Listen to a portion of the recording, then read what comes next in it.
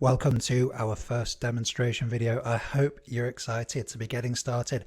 I'm so excited to be getting started delivering this program for you. Now, this is a demonstration. That doesn't mean you can sit and just watch. We know Excel is a skill. It only gets better through practice, and that means you need to be physically working along with me. So go ahead now. Click the Excel icon on your desktop and open an Excel file. Let's start building those basic skills. So that's all I've done. You can see I've just opened up Excel, and when you open up Excel, this is what you're going to see, something like this. So there's lots of stuff going on. Don't worry, we're not going to waste time going through everything in detail. We're going to learn things as we need them, and we're going to get started straight away building a spreadsheet model. We know a model consists of input, process, and output. Our particular model is going to be a budget planner, which you can use today for your own financial planning, should you wish to do that. So we're going to start by thinking, what do we spend money on? What do we spend money on each month? And I'm going to go ahead and start in cell D5. So you might say, Chris, why don't you start in cell A1? Well, cell D5 gives us a bit of room later if we want to put anything in these columns or anything in these rows. I'm going to go ahead and try to categorize some of my expenditure. So something I have to spend money on is food. Something else I have to spend money on is the dog. Dog's very expensive. Something else I have to spend the money on is paying the mortgage. And then something else I have to spend money on is maintaining the car and fuel for the car. So I've got 4 things there. Go ahead and do those inputs yourself. Now, what you would notice when I'm doing those inputs, I'm not double clicking on the cell. You see a lot of people doing this in Excel. They're double clicking on the cell. You don't have to do that. You can actually navigate to the cell using the keyboard. And this is so important from the get-go. We're going to use the keyboard rather than using the mouse. This is a much more efficient way to use Excel. So I want you to get used to using the arrow keys. I'm just using the arrow keys now, moving around the sheet. I literally want you to do this now. Train your fingers, or begin to train your fingers to do this. And when we want to put an input, we just stop on the cell, no clicking or double clicking. You can go ahead and type something in. So now we're doing our basic inputs, and we've begun to use the keyboard shortcuts. So we've got our entries there. So what entries have you got? Have you got the same as me, something different to me? And then we're going to go ahead and put months across here. So again, using the arrows to navigate, no double clicking or anything, just going straight in with these inputs. So I've typed in January, February, and March, and now we're going to expand the selection using the keyboard. You're going to hold down the shift key, and then whilst the shift key is held down, hit the right arrow. That's going to expand the selection. Already we're getting into keyboard shortcuts. Another way, so with the arrows, go to the cell E5, whichever cell has January in, hold down Control and Shift. So Control and Shift are currently held down, and then hit the right key. That's going to take us to the end of the continuous range here. So we're already learning some great keyboard shortcuts. Another one I'll throw in now. If you just hold down Control and go right, that's going to take us to the end of the range. So we've got Control Shift and right arrow is going to select everything. Control and right arrow is going to navigate to the end of the range, to the next empty cell. So we want to select all these cells, Control Shift, right arrow, and then we're going to go to the bottom right hand corner here. We can see a little square. We're going to click and hold. So we are using the mouse now. Click and hold. Drag this across, and Excel is going to try. I'm going to go all the way to December, just outside of your screenshot. Excel does try to help us. Excel is going to try to kind of guess what we want entering there. So we can have the months entered just by clicking, holding, and dragging. But already we've got a design issue here. I want you to start thinking about design issues from the get-go. We've got a design issue here because the cell widths are not really appropriate. We're wasting quite a lot of space here, and that means in this case you're not seeing the spreadsheet in your screenshot. So we're going to go ahead, adjust the column widths. Yeah, we can do this manually. You'll see people in Excel doing this. I'm not a fan of that because we can go to any value here. There's no real precision in the sizing. So again, we're going to use keyboard shortcuts. I'm going to expand the selection, hold down the shift key is held down, right arrow, and then what's the keyboard shortcut for changing column widths? How do we know? That's it. Yes, it's Alt-H-O-W. So pay attention here. I've just hit the Alt key. When we hit the Alt key, we can see letters coming up at the top of Excel. And we can use these letters to guide and to learn our keyboard shortcuts. So if I hit H, I'm not holding the keys down. I'm just hitting the keys individually. So nothing, I'm not holding the keyboard at all now. You can see my hands. O and then W. So I'll do that one more time with the full screen view. So really practicing these keyboard shortcuts now. So I'm going to go ahead, Alt, H, O, W. That brings up our column width dialog box. So super useful keyboard shortcut. Now here we can do a nice numerical input. I'm going to put 5 in here, and that gives us more precision than just using the mouse to kind of pull the columns across. So I'm going to make these columns 5 units wide, and we can see we've already got better use of space there. Let's think about resizing these month columns a little bit. So again, you can pause the video, try to do this yourself using keyboard shortcuts, Alt, H, O, W. So we can see the default column width. I've got no idea why Excel is set up like this. Is 8.26 on my system anyway. It does change sometimes from one system to the next, depending on your screen resolution and things like that. Why it's 8.26, I don't know. So let's make it something more kind of logical here. Let's just take it down to 6. And then, in fact, I'm going to make it 7. Alt, H, O, W, and 7. And then here's another neat keyboard shortcut. We can repeat the last action in Excel. We're going to hit the F4 key. That's going to repeat the last action. Whatever you did last, it's going to do it again. What did we do last? Well, we resized the column. So I'm just going along now, hitting the F4 key, arrow, F4, arrow, F4, doing that resize. And for the final columns, I'm going to hold down Shift, expand the selection, using the right arrow, hit the F4 key. We can see we've got much better column sizing now, making better use of space. But the important thing is you are practicing the skills. It's a very physical thing. Excel, using the keyboard, learning those keyboard shortcuts, how to remember the column width shortcut. I've got lots of little kind of tricks for remembering these shortcuts. You should be writing them down. Remember, I've got my notes here. I really recommend taking notes, particularly to learn those keyboard shortcuts. Okay, so let's go ahead, input some values. But just quickly, what kind of cells are these? We know a model consists of input, process, and output. Are these input cells? Are these process cells? Are these output cells? Well, any cell where we're making a text input, I'm going to go ahead and just put 100 here. Any cell where we're making a text input is going to be an input cell.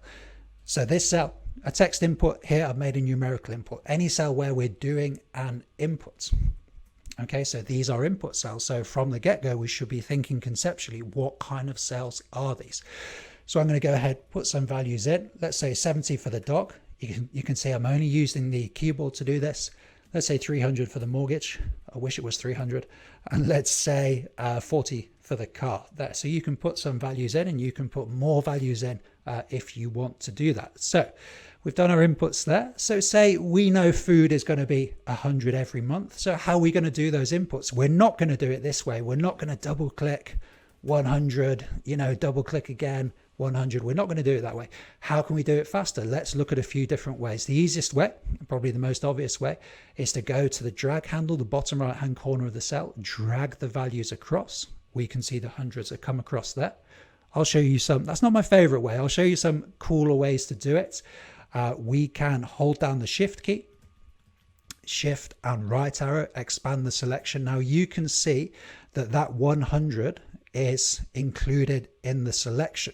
So we can now autofill right. We can autofill right and Excel will take the value across. Again, keyboard shortcut, Control R. Only after we've made the selection, Control R is going to take those values across. What other options have we got here? Control Shift right and delete, just the delete key to clear the cell. We can also look at how to copy paste. So very simply, we can just say Control C, then go and make the selection, hold down the Shift key, right arrow, right arrow, right arrow, and then Control Shift and V brings up our paste special dialog box. So I held down Control Shift and hit V. So it's good to get to know this early. We've got really useful paste special options in Excel. We can take everything. We can just take the formulas, we can just take the values, just take the formats. We can even just take the validation. Don't worry about what validation is. We're going to get to that. Let's take everything. In this case, I'm just going to hit OK. And that's another way for us to copy that information across. Okay, so for the dog, I'm going to control autofill right, control R. The same for the mortgage, control R. And the same for the car here, control R. Okay, so we've got our values in there, but at the moment we're just recording information. We're not taking advantage of Excel's super powerful calculation capabilities. Let's start to do that. What's that going to mean? That's going to mean a formula, and it's going to mean some calculations or some process cells. So let's suppose we want to add up these numbers in order to give us a total for January. How are we going to do that? We're going to use the sum formula to do that. How do we create a formula? Just make sure the cell is selected, navigate to the cell using the arrow keys, hit equals, and then we're going to type in sum, and then just open the brackets. In fact, you don't even have to open the brackets. You can open the brackets here, or we can see that sum is highlighted blue. You can see all the formulae available to us. Don't worry about that. I don't use any of these formulae. I only use a subset of techniques that give us disproportionate benefits. If you hit the tab key now, the tab key on the keyboard, that's going to set up the sum formula for us, open the brackets. Now we need to select the range. So Excel is saying, what cells do you want to sum up? So we can do this using the mouse. Yeah, you might want to start like that. As always, I recommend using the keyboard. Equals sum, tab, and we can then use the arrows to navigate to the area we want the formula to point to navigate to the range we want the formula to point to. So I'm going to do that. Hold down the shift key, and we can see our range is in there. Now, another top tip, you don't have to close the bracket for a simple formula like this. Yeah, for completeness, when you're getting started, you can close the bracket. That's shift and 0 on my keyboard, but Excel will understand that we want to put a bracket in there. So we can just hit enter straight away, and we can see a sum formula there. So do we believe this formula? Remember, we've got a test. Once we put something new in, we want to test it. And I'm just going to go to the whole desktop view here. And I want you to keep your eye at the bottom of the screen where it says display settings. I'm going to select this range, just selecting the range now. And what we can see is down at the bottom of Excel, Excel is giving us some information about the selected cells. And in this case, it's giving us a count. So this is the number of cells in the selection that contain data. And then it's giving us a sum, 510. So just very simply, we've done the same thing two different ways, which is how we do testing. In Excel. And we can see our formulas returning 510. And when we make the selection, Excel is returning a value of 510 at the bottom too. So kind of mini test, and just a useful way to get some more information at the bottom of Excel there. So we've got one formula. So I want you to stop the video and think about, how are we going to get this formula into all of the other columns? We certainly don't want to be doing this. We don't want to be typing the formula in multiple times. But you do know how to do this. Right, I'm going to do an autofill right. And so I've just done the selection, holding down the shift key and control R. Control R gives us that autofill right. Now, what I want us to notice is, as we move along, the formula range, the range that the formula is pointing to, also moves along. That's because we're using relative references, what we call relative references. Have you ever seen those dollar signs in Excel? We're going to get onto this in a couple of videos. Have you ever seen those dollar signs? Well, we don't have any dollar signs here, which means we're using relative references as opposed to absolute references. And that's what the dollar signs denote, absolute references. That means when we move the formula across, the range that the formula points to is also going to move across.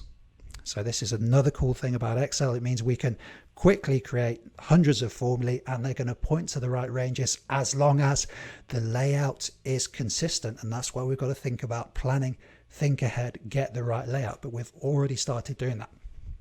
Okay, so our formulae are in here. I'm just going to reduce the column width here, Alt-HOW. I'm going to take this down to 3, give us a bit more room in your screenshot. So again, stop the video.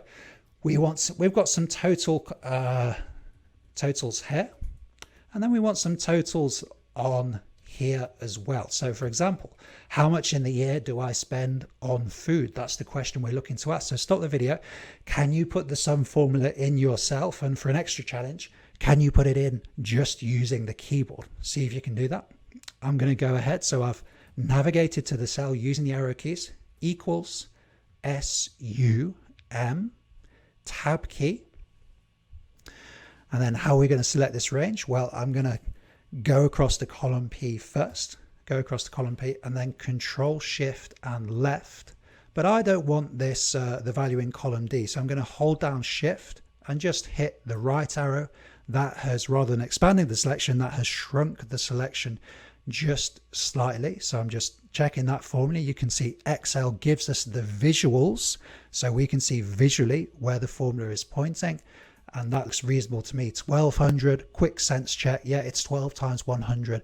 That looks reasonable. How are we going to bring this formula down? Okay, if you want to use the mouse, you can click and hold, drag the formula down, and we can see the formula is returning different values. That's because it's doing a calculation, and each of these formulae, just hit the F2 key, select the cell, hit the F2 key. We can see each of these formulae is pointing to a different range. So that's one way you can drag the formula down like that. I like to autofill down in this situation, Control D, and we can see we've got the formulae there with the same results.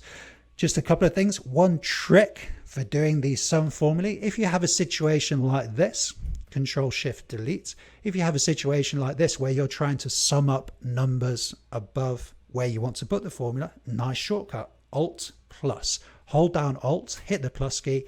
Excel is going to kind of guess where you want the sum formula to go in. So in that situation where you're summing cells above, this is a nice shortcut we can use. I'm going to autofill right, Control R. And yeah, I think that's as far as we'll go in this video. So we've created a very simple model. Model consists of input, process, and output. We've got our input cells here. We can tell they're input cells because they don't contain formulae and they're not dependent on any other cells. And then we've got our calculations and our output cells here, kind of those roles, a single cell doing both of those roles, doing the calculation and showing us the output being the useful information that we want to see.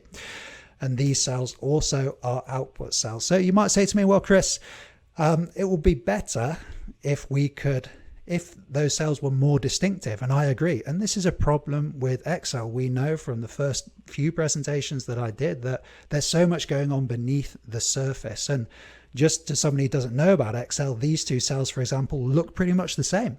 They look pretty much the same. So what can we do to help the user understand this is an input cell, help the user understand that this is an output cell? Well, we can use formatting. We can use formatting to emphasize the role of the cell. That's going to help the user understand, and we'll be looking at that in the next. Congratulations on making it through the first video in the Spreadsheets for Humans course. How was it? Hopefully it wasn't too difficult, and hopefully you began to feel some of the possibilities, some of the potential, some of the power of Excel. We're going to be digging into that in the next few lessons. But first, there's a bit of housekeeping we have to do. We have to get properly orientated, get to know the environment a bit, and set up some important Excel options. That's what we're going to be doing in this video. So let's get back into the file. And firstly, how do we save an Excel file properly? Well, we know we can click in the top left hand corner, or you certainly do know now, you can click in the save symbol in the top left hand corner, but we want to be moving to keyboard shortcuts, of course, because Excel professionals use the keyboard more than using the mouse.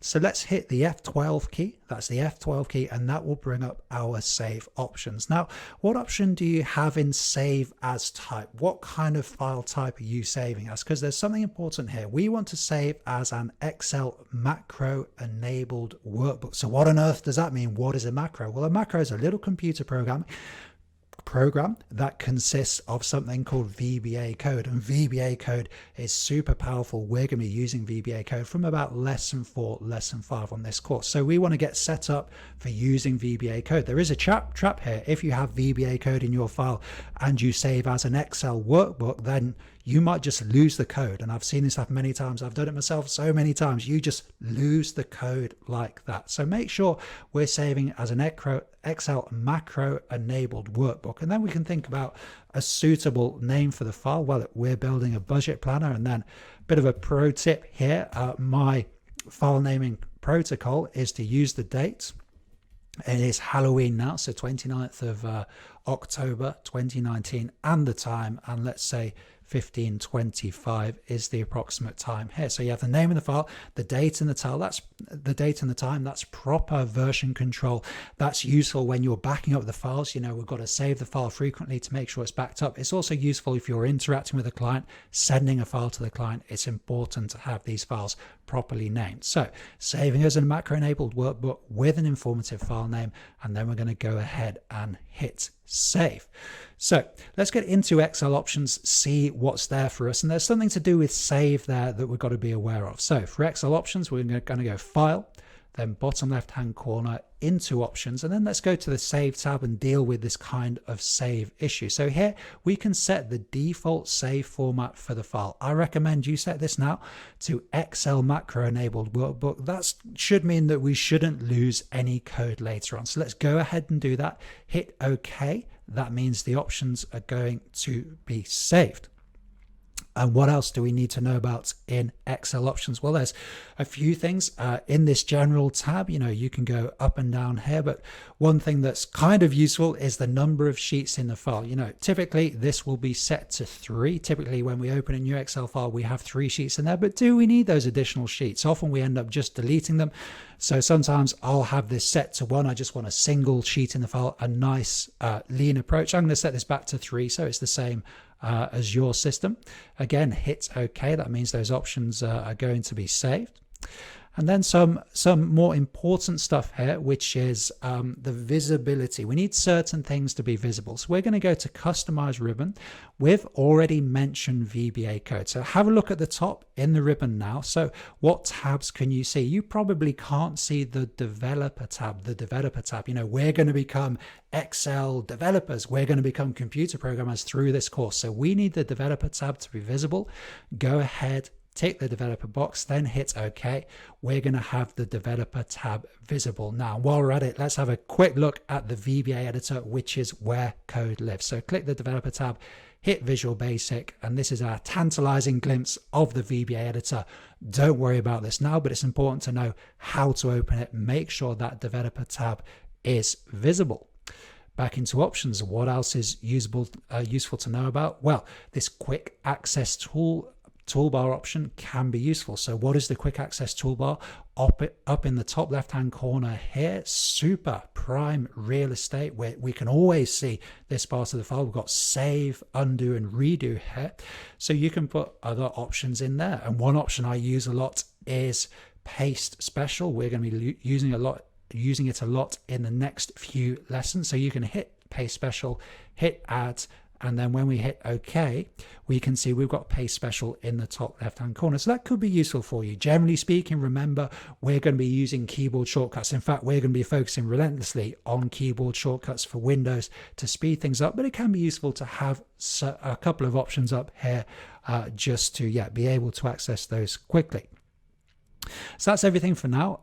In Excel options, we are going to be going in there in future lessons. So let's talk about the display, the level of display of this kind of toolbar area at the top. So go to the top right hand corner, find this symbol, it's a little upwards arrow, just click on it, and then for beginners, it's probably best to go to Show Tabs and Commands. If you hit Show Tabs and Commands, then we're going to see all of the tabs, and we're going to see these command buttons too. So for beginners, this is probably the best way, but as we go through the course and as you get more proficient, you're not going to be clicking around these command buttons, you're going to be using the keyboard. So when you get more confident, maybe in a few lessons or a bit later, it doesn't really matter, I recommend going to this option, Show Tabs. This gives us a good balance. So we can see the tabs here, but we have more room at the top for viewing the spreadsheet. So we have more real estate to work with here. So for me, this is a good balance. We have a more extreme option, which is auto hide ribbon.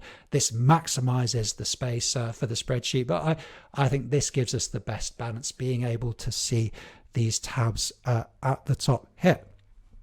Okay, let's talk about displaying multiple windows. What is a spreadsheet? Can you remember from the first presentation? How should we think about the spreadsheet? Well, it's a network of interactions. So there's no point just looking at part of a file if you have a file with multiple worksheets. There's no point just looking at part of a file if it's connected via a formula to another part of the file. And Excel offers this super useful facility to be able to look at multiple windows. That means we can understand those interactions much better. And let's set up a multiple view right now. We're going to go to the View tab at the top and then go to New Window. And you're going to see a new window flash up here, although we could barely tell it happened, but it is there. How can we tell? Look at the title of the file at the top, and we're going to have a little 2 here. So this little 2 means it's the second window for this file that's currently open. And we can prove that. Hold down the Alt key on Windows, Alt Tab, and we can tab back to the other file. We can see we've got a 1 at the top here. So this means this is the first view of the file. Now, super powerful. The one thing I would want anybody learning Excel to be able to do would be able to view 2 windows at the same time on one screen. How do you get better at Excel? People think, oh, it's formulae, it's code, it's pivot tables. No. It's actually practical stuff like this. Can you line up 2 windows on the screen at the same time to help you understand what's going on? How do we do that? On Windows, hold down the Windows key and just hit the left arrow, and one of those windows is going to go across to the left-hand side of the screen. Now, if I hit enter, Windows is going to intelligently arrange the 2 windows next to each other. But if you're having problems with that, the keyboard shortcut is the Windows key and then the right arrow, or the Windows key and the left arrow. You've got to be able to get to this setup where we can see the file from 2 views at the same time. So to kind of prove what's going on, I'm going to go to this window, click on this window. You have to click on it to make it active first. Go to Sheet 2, then just type something in here. I'm going to type in Excel and then go back to Sheet 1. We're going to create a formula that's going to work across worksheets and bring that information into Sheet 1. This is really one of those critical skills in Excel. Can you set up formulae across worksheets? You've probably tried to do it. I've tried to do it so many times. It can be really awkward. So let's practice now.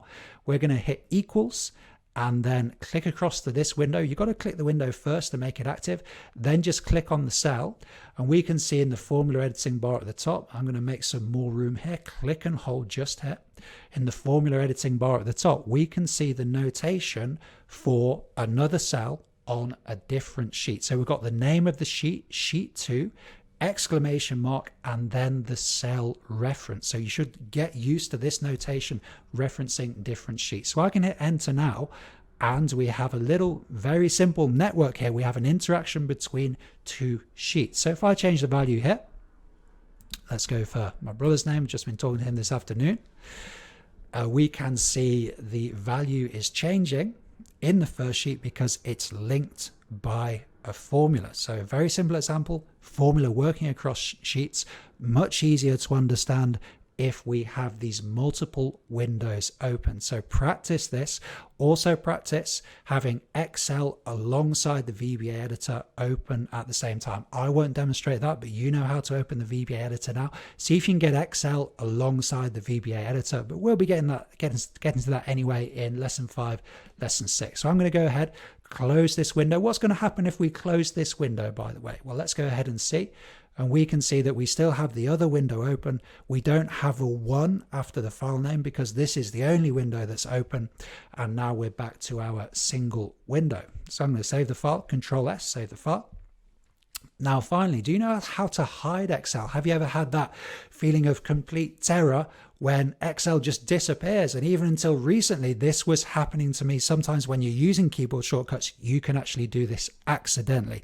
How do we do it? Well, go to View and then go to Hide, and we're going to see everything disappearing there. So we've got to look out for this trap, although we might say it's useful. If we're working on a spreadsheet and our boss, we're working on something that we shouldn't be working on. Maybe you're looking at too many Tiger Spreadsheet Solutions YouTube tutorials and your boss has told you not to. You can quickly hide Excel like this.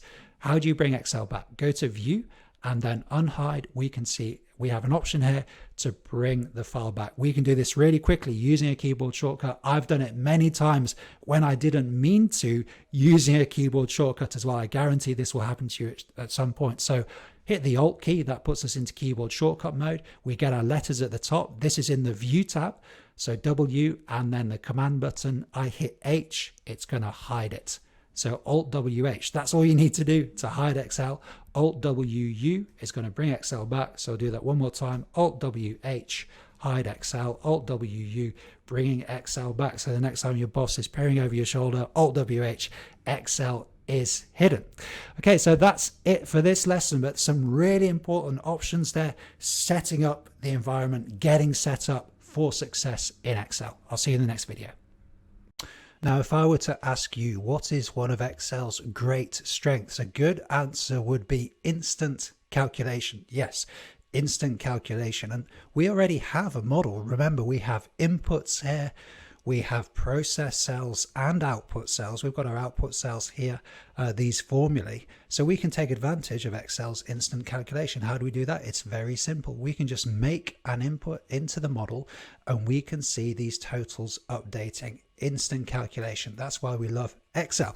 But it's worth just taking a moment now to understand how calculation actually works in Excel and to understand how to control it. Now, to do that, we're going to go to the full screen view. We're going to go to calculation options over here because it's actually possible to switch off that instant calculation. And this is important to know because it can happen without us realizing. So we can be using a spreadsheet and be getting very strange behavior.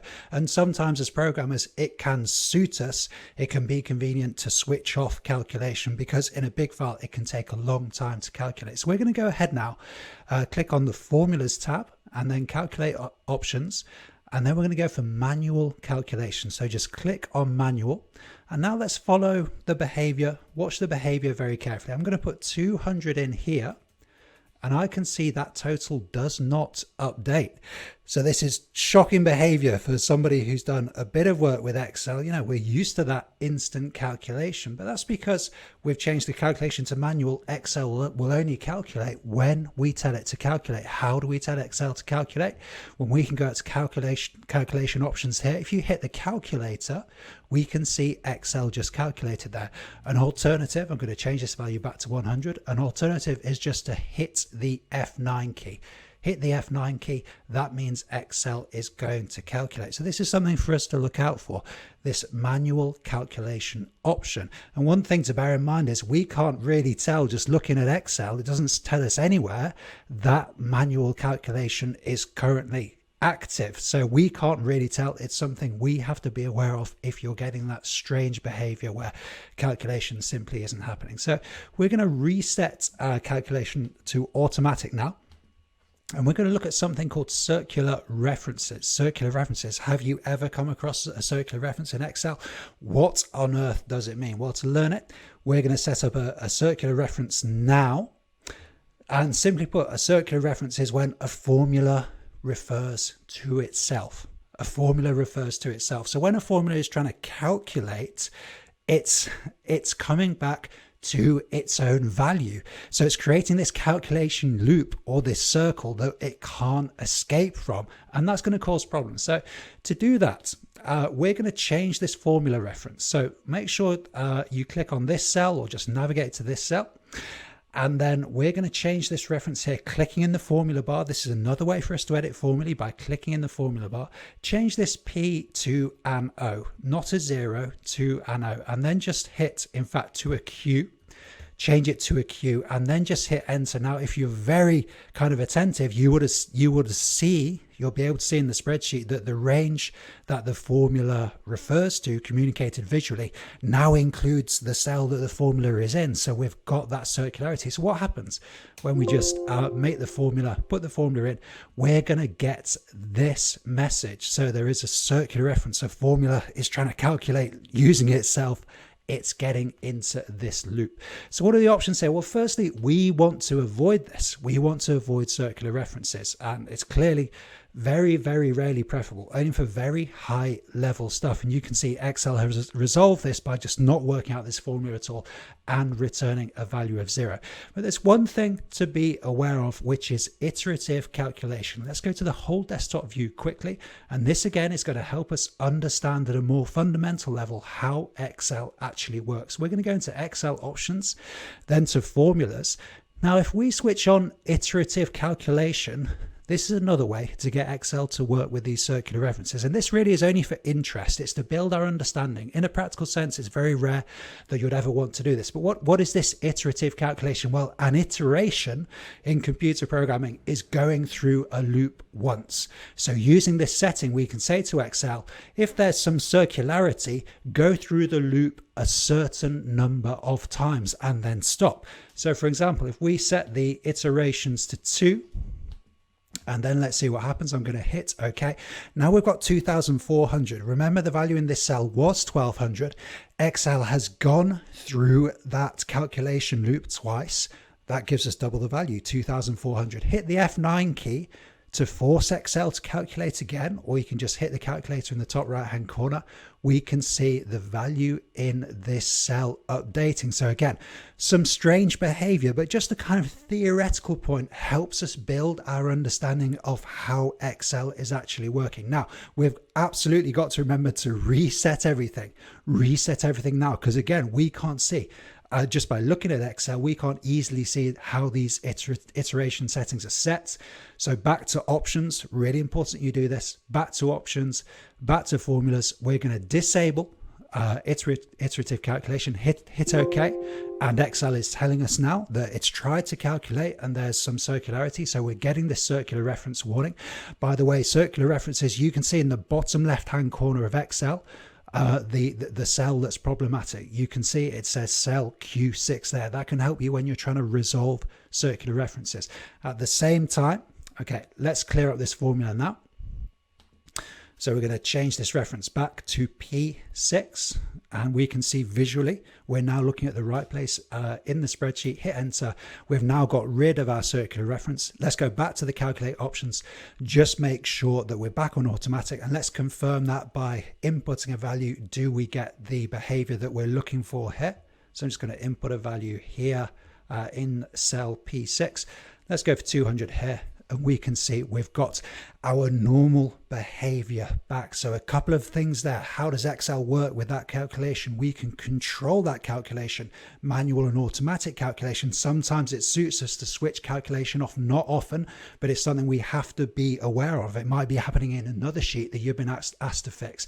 And finally, circular references. They're really quite common in problematic spreadsheets. It means a cell referring to itself. You've got that iterative calculation option that could help you fix it, but generally speaking, we're going to try to avoid, we're absolutely going to avoid circular references. How do we do that? With good formula building and with good spreadsheet layout. I'll see you in the next one. Now, have you ever had to format a spreadsheet, and have you ever thought, what is the role? What's the purpose of formatting in Excel? Is it simply to make things look pretty? Well, I've found through the course of my career, through 10 years of doing Excel projects, that it's really a subjective matter. What looks pretty, what looks beautiful.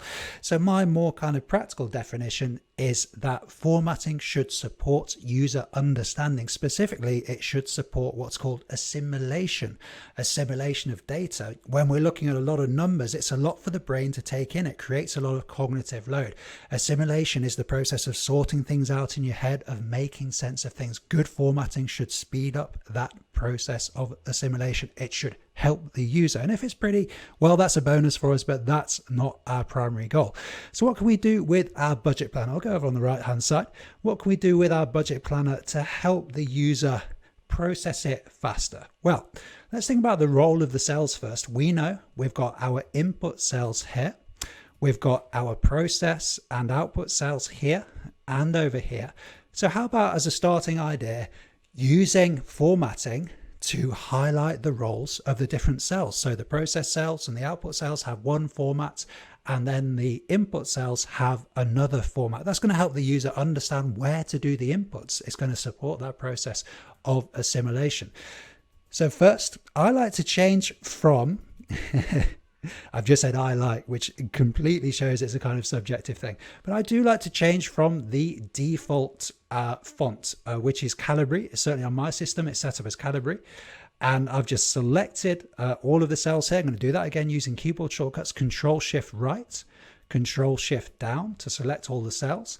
And then I'm going to go for Arial here, but you can really go for what you like. I recommend Arial, and there's a few other fonts that you'll see commonly used in a professional setting.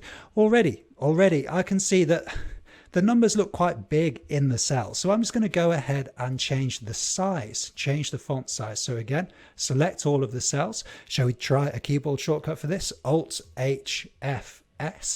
It's going to take us to font size, and then let's take it down one, just take it down to 10, hit enter, and we can see we've made that text a bit smaller. For me, that's slightly easier to assimilate. So these totals, what could make them stand out? This is the summary information, the important information. How could we make them stand out? Well, let's select them, and then Control B is going to make them bold. So they're standing out a bit more now. And let's do the same for the totals here. So you can hit Control B now, but can you remember? Can you remember how we repeat the last action? Yes, the F4 key. So I'm just going to hit F4, and we can see those totals highlighted in bold too. So we're making some progress here. How about some italics here for the months? Control I. And then let's also go for some, in fact, another way to make something distinctive is to make it in, put it in uppercase. So how could we quickly put these values into uppercase? Yes, we could type them out again, but Excel gives us a formula, the upper formula. So I'm just going to go to the cell, equals UPPER, upper, and then tab. And then I'm just going to hit the right arrow here, and we can see the formula here. So upper D6, it's going to take the value in D6 and put it into uppercase. How cool is that? So Control, just enter the formula there, and then Control D to drag it down. Now I can't see the full contents of the cell there, but it is there. It is there. We've just got to copy it back across now. So select these cells, Shift and down arrow, Control C, and then go to where we want to copy paste these. Can you remember paste special? What's the paste special shortcut? Control Alt and V. We just want to take the values. We don't want to take the formulae here. We just want to take the values. So I'm going to hit V. I can see values is highlighted, and we can see we now have this nice uppercase. So we can go ahead, delete these formulae. I'm going to hit escape. That gets us out of cut copy mode. That gets rid of those marching ants that show the section that was copied, and then Control Shift down and delete. So we've now got this uppercase as well, and uppercase is another way to make things distinctive. We need to make some adjustments to the row, to the column width here. So Alt-HOW, and then let's go for 12 here, and we've made an adjustment there. And we're just about in the screenshot. So we've done some formatting there. We haven't even looked at borders or colors, but already we're separating elements here. We're supporting that user assimilation. So let's think about color. Color, one of the most controversial topics in Excel. My simple rule is go for two colors. Go for two colors, certainly to begin with. One of them should be light gray, and another one can be a more distinctive color. And that color choice is up to you, obviously. But if you're working for a company, then why not use one of the company colors? And you can do things like using online color pickers to get the RGB code of a particular color. Maybe we'll get into that later on. I'm going to go ahead and just use some gray formatting here. So I've selected the cells, Shift and arrow to select the cells. And then I'm going to go up to the top here and just go for a light gray. So very subtle, but I think already we're getting that's making the top row stand out. It's supporting that assimilation. All the things in these cells kind of mean the same thing. And then I'm going to go ahead and, okay. Why not for these cells, let's use our highlight color. And I'm going to go for blue here. I'm going to use a dark blue here. So remember, we're working with two colors, the gray and your highlight color, you know, whatever you like. And then we're going to go for blue here. I'm going to hit the F4 key, repeat the last action. And then let's go for blue over here as well. Okay, and in fact, let's just carry on with the blue theme and let's make these column headers, the months, blue as well. So just some simple formatting there, but already we've done something quite profound. We've made the format support or made it consistent with the role of the cell. So all of these input cells where we're going to put the figures in, we're going to put the numbers in, they're all formatted in the same way. So subconsciously, maybe the user is going to understand that. It's going to help them with the assimilation of the information there. Okay, what else can we do here? Well, to get a nice clean look, we can switch off the grid lines. Alt WVG. Alt WVG will switch off the grid lines. I'm going to hit Alt WVG again to bring them back. So you can go view and then just, you've got a grid lines tick box to bring them, to toggle them on and off here. So that gives us this nice clean look. I'm going to go ahead and delete this formula now. I've got my brother's name there. I'm going to delete that for the time being. And then let's just change the column width here. Alt HOW. I'm going to take this down to 2 to give us a bit more room here. Okay, and I'm going to go ahead and delete 2 rows here using keyboard shortcuts. Do you know the keyboard shortcuts to delete a row? Alt HDR on the Windows PC. We can see in your screenshot that's brought everything in. So what about borders, cell borders? You can see an advantage of taking the grid lines off gives us this nice clean look. But I'm very wary of spreadsheets like this where we don't have any lines to support the user assimilation of information. If there's no lines, then it's difficult for the user to read across. So they might be looking at a value here and thinking, oh, is that mortgage, or is that dog, or is that car? So it's a good idea to put these lines in. The simplest option is just to put all of the lines in. So I'm going to select everything using the keyboard shortcuts, Alt HOE. Alt HOE is going to bring up our formatting box, and perhaps we'll have a look at this in a second. Firstly, keyboard shortcuts, Alt HBA. Alt HBA is going to give us all of the borders. All of the borders are now in, so this is looking pretty good. I'm going to undo this, Control Z to undo. And let's have a look at the kind of more sophisticated options that we get if we go through this box. So Alt HOE gives us the format cells dialog box. And let's go to border here. Now we can put all of the borders in. We can put outline borders in. We can put, whatever border we like really. But the key thing here really is different line thickness, which I think is super useful. In fact, let's come at this by putting all of the borders in. If I just click here now, all of the borders are going to go in. Then let's suppose that we want, what might be helpful here? Well, how about having, between the months, having a dotted border, a dotted vertical border between the months. So Alt HOE, go into this dialog box now. Now I want a dotted border. And this isn't coming out super well in your screenshot, but you'll be able to see on your screen now. I'm going to go for this border, which I think is dotted. Hit OK. I've just clicked on the border and then clicked on this line in the middle. And I can see on my little visual display that I have a different border in the middle here. I'm going to hit OK. And now I have these nice lined borders here. So we can vary our borders like that. And, this makes sense to me. Like, why not have a lighter border there? Because the user is going to be reading across. The user is, which way are we going here? The user is going to be reading across. So why not have a lighter border so that the user's eye isn't kind of stopped on every column? What else can we do? Well, what about a heavier border at the bottom here to indicate that we're totaling up below this line? So again, Alt HOE. Let's do it this way. In fact, let's do it a different way. Let's do it using the formats, using the nice border painter. So we're going to go down to the bottom here, go full screen for this one. And we're gonna click up on the little arrow next to our border box at the top, and then we're going to go for draw border. Now this allows us to draw borders on the screen, which is pretty cool in itself, but we want to change this line style so that we have a thicker line. Just Control Z there to get rid of the borders. I'm going to go for line style. I'm going to go for one of these thicker lines. And then I'm going to draw across just above the totals here. Going to draw across. Okay.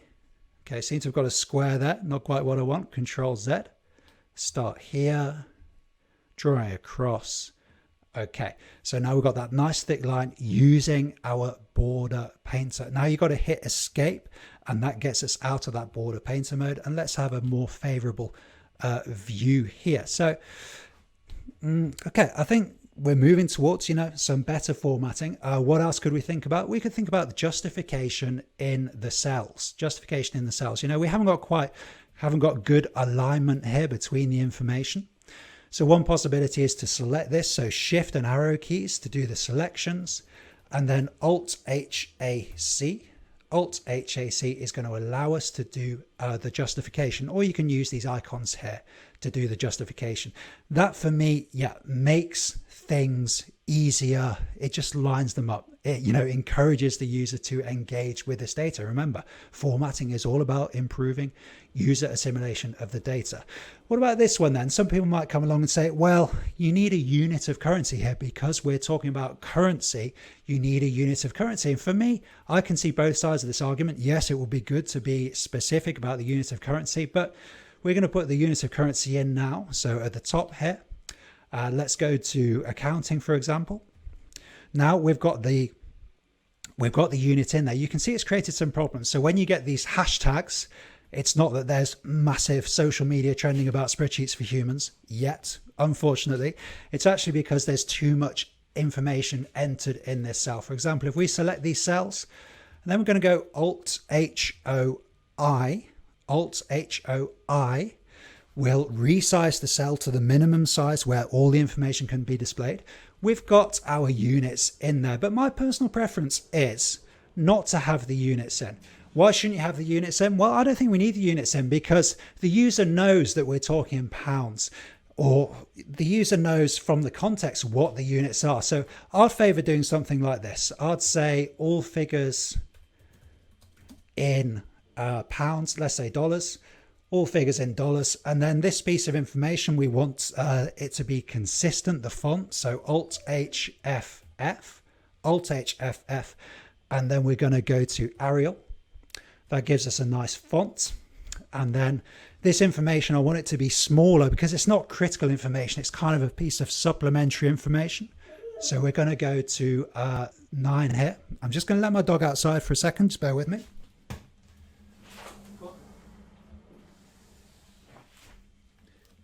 Apologies for that. I think my dog had enough of the formatting lecture, but who knows? So this is nicely sized. So we're saying there to the user, all of these figures are in dollars.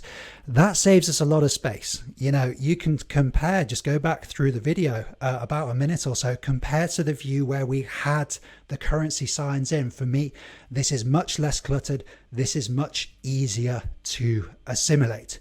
What else might we do to finish this formatting? Well, we could put a kind of title on the sheet. And again, this is kind of contentious in spreadsheet design. Do you think you need a title at the top of the sheet? So I just did Shift and Spacebar to select the whole row. Shift Spacebar. If we want to select the whole column, it's Control Spacebar to select the whole column, Shift Spacebar to select the whole row, and then Shift Spacebar and then Control Shift Plus allows us to just put rows in there. So I'm going to take some rows out. And just one point here. I mean, when we're talking about formatting, Alt HDR, by the way, Alt HDR to delete the row. Just one point about formatting. When we're formatting, we can select the whole spreadsheet here. So for example, at the beginning, when I was controlling the font, changing the font to Arial, why don't we just format the whole spreadsheet? That's something we could do. Why wouldn't we do that? We don't do that because when we format a cell it increases the size of the file. It's another piece of information that Excel has to attach to the file so that when it compiles the file, it makes everything look as we would expect it to look. So we don't want to carry around all that additional data of formatting to the end of the file. Let's go to the end of Excel now. So just hold down the control key, hit right. I'm at row XFD now, row XFD. So a column rather, XFD. So there's a lot of columns here. If you just type in equals column and then tab key and then enter, we can see we've got 16,384 columns here. Do you want to format 16,384 columns? You know, you definitely don't want to do that. So we want to keep the file size down, keep everything efficient by only formatting the areas we need to format. And for interest, let's quickly see how many rows are in Excel. So control and down cursor and then equals row, open bracket and enter. We can see that we've got over a million rows, So if you're doing this, so control space and then formatting, you're formatting a million rows. That's going to increase the file size. Let's keep things as efficient as possible. We don't need to do that. So just some notes there about the size of Excel, also some useful keyboard shortcuts there. So yeah, back to titles. Do we need a title? Well, we could have a title, or you could say, well, hang on, the sheet tab is the title. So it's up to you. Usually these, well, sometimes I do include a title, sometimes I don't. And it depends on how much information is required in the top left-hand corner. You know, a title is using this prime real estate in the top left-hand corner of the spreadsheet. For the Western user, so a user from the UK or the US or Europe, this is where their eye naturally starts, in the top left-hand corner. So do you want to waste that prime real estate just on having a title? After a while, the title's not going to mean much. But if you do want a title, then I'm just going to type budget planner in here. And I think this is a good opportunity. Let's go for Arial again. This is a good opportunity to see the impact of differentiation in font size. So let's go for a big font. Let's take this up to 20, for example. And we can see this for me is the least used formatting tactic, if you like, in Excel: differentiation in font size. So we can go for a nice big font size here. 20 looks a bit big to me. I'm going to take it down to 18 and then go for our color, or we can go for an alternative way to do this kind of formatting. A nice way is to select a block of cells, use your highlighting color as the background color like this, and then make the fonts white. So that's a nice way to make this nice punchy title standing out. So it's up to you. Do you think you need a title? You know, this can look good, particularly if you have multiple sheets, you have consistent formatting across sheets. This is something we're going to talk about later in the course. Consistent formatting across sheets allows you to present a coherent, professional looking whole spreadsheet file. So if you had the same format, the same column widths, the same row heights in this area on each sheet, then it would look very consistent across sheets. And that opens up possibilities for things like custom navigation systems as well. And we'll talk about those later. So that's your introduction to Excel formatting. We will do more sophisticated Excel formatting. What's the main takeaway here? Well, we've got all our techniques, all our keyboard shortcuts. Less is more. 2 colors, gray and 1 highlight color. And then remember, the purpose of formatting is to help the user understand the data. See you in the next one. So have you ever seen dollar signs in Excel formulae? What on earth do those dollar signs mean? Well, they are key to formula building. And in this video, we're going to learn how to use absolute references to build powerful Excel formulae. With that said, let's get back into the file, and let's suppose we'd like an easy, straightforward analysis here. And our analysis is, what proportion of total expenditure do each of these line items account for? Let's suppose we want to do that. You know, how much are we spending on food compared to the total? How much of the total does our car expenditure account for? We want to do that kind of calculation, and absolute references to dollar signs are going to allow us to do that. But firstly, we've got a presentational issue here because we need a bit more room. We're going to put another column on the end here for our percentage totals. So let's just change these column widths. So using the shift key and the arrow keys to expand the selection, Alt-H-O-W on the Windows PC. I'm going to take these down to 6, and you can see we've got a bit more room now and retain that nice uniform size, so that consistent look. Now we've got a bit more room over on this side. What column width have we got here? Let's take this down to 8, this column. And rather than recreate this formatting manually, let's just copy paste the existing formatting. So Control-C, Control-Alt-V-T on the Windows PC is going to allow us to copy paste the formatting. Now we have a column for our percentage totals, which is where we're going to put our dollar signs or our absolute reference in. Let's go ahead and say percent totals, and you can see again we've got a formatting issue here because we're not quite fitting in the column here. So what are our options? Well, one option would be to make the row height bigger and then to wrap the text. So let's try to do that. Can you remember the keyboard shortcut for row height? Alt-H-O-H on the Windows PC. And then let's try 40 for this row height. In fact, I'm going to go 30. And then we need to wrap the text. Wrap the text means we're going to carry on a line below. We're going to create 2 lines in the cell for text, if you like. Alt-H-W on the Windows PC. And now we've got a nice setup here. So we want these percent totals.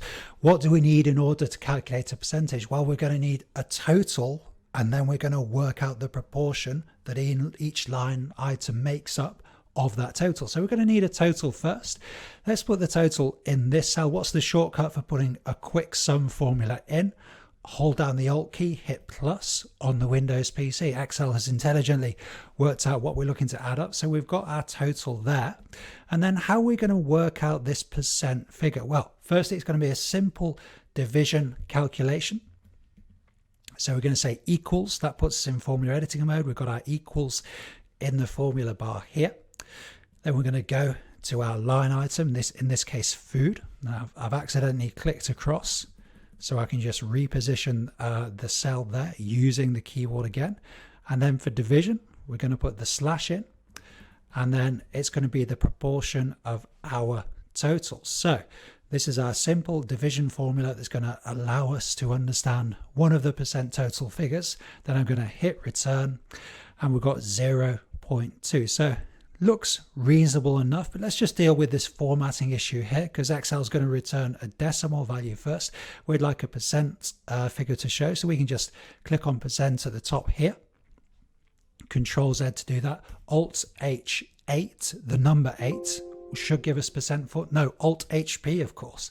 Alt HP is going to give us that percentage formatting. So we've managed to get a percentage for our first line item, our food there, 21% of total expenditure. So that's cool. But we want to get the figures, the same figures for the other line items. How are we going to do that? And particularly, what's going to happen if we just click and hold and drag down this formula? Is that going to be accurate? I want you to go ahead and try it, and let's just see what happens here. Okay, we've actually got some errors here, which is expected for me, but might come as a bit of a surprise. So we've got to go into debugging mode now. Let's double click on the formula. And when we double click, we can see the cells that the formula is pointing to. And we've got a divide by 0 error. That's because we're asking Excel to divide the value in this cell, the red cell here, by the value in the blue cell. But there's nothing here. Nothing here in the red cell, so Excel is saying I can't do that division calculation. And similarly, in the other cells, hitting the F2 key on the Windows PC here, we can see this cell reference is moving down. It's working relative to the cell it's in. It's actually a relative reference because that reference is going to move around according to the cell that we paste the formula to, if that makes sense. I'm just to illustrate this, the references for the first formula are there, and then the references move down as the formula moved down. This is called a relative reference. It works in relation to the cell that the formula is in. So that's not quite what we want. We want an absolute reference, which means, oh yes, it's the dollar sign. So we want to fix this reference here. For example, if we're in row 9 talking about the car, then we want this reference, we want to come up here. So we're looking to fix that reference. Wherever the formula goes, it's going to keep referring to that cell. How do we do that? This is where the dollar signs help us. So Q10, you're going to click the cursor in the cell here. It's often best to click between the letter and the number, between the column letter and the row number. And then on the Windows PC, hit the F4 key. And we're going to see the dollar signs appearing there. Now, those dollar signs, you can put them in manually using the formula editing bar there. I just want you to hit the F4 key again, and you're going to cycle around the different referencing options. If there's no dollar signs, this is relative referencing that we've been using until now. That's not quite doing the job now. Then we've got the full absolute reference. Then we have these intriguing other options that we'll get to later. These are called partial absolute references. This option is going to fix the row but not the column, and this option is going to fix the column but not the row. So we're going to hit the F4 key until we've got two dollar signs in there either side of the letter. That's going to have a full absolute reference. So hitting enter there, and then drag this formula down. What do you think is going to happen now? And we can see now we haven't got any problems at all. Hit the F2 key, checking through these formulae, and then checking the values as well. You know, always sense check the values. Do they look reasonable?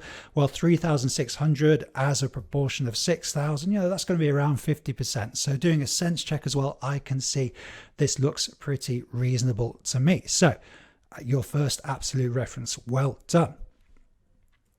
Let's just quickly pay attention to these percentage totals, and do they look reasonable? Well, let's try adding these up. You know, just in my head, I'm going to add the 1 to the 4, which is 5, plus 8 is 13, plus 8 is 21.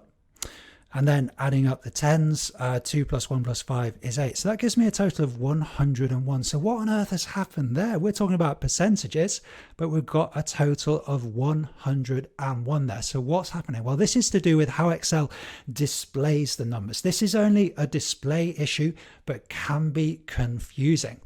And we can shed a bit of light here by just selecting the cell, shift key and arrow. Then we're going to go up to the top here, and one of these two options, this option here, is going to increase the number of decimal places. So you can see Excel has rounded the value, but only for display purposes. You know, we can put any number of decimal places in there. We can see Excel understands what the value should be. For display purposes, it's rounding to, in this case, to the nearest whole number, which means that they sometimes don't always add up to 100. So maybe if we have a single decimal place there, this is going to do the job for us. Okay, so that's your introduction to absolute referencing in Excel, those dollar signs. Now you know what they mean, and we've done the percentage formatting too. So we're well on our way with our formula building. I'll see you in the next video.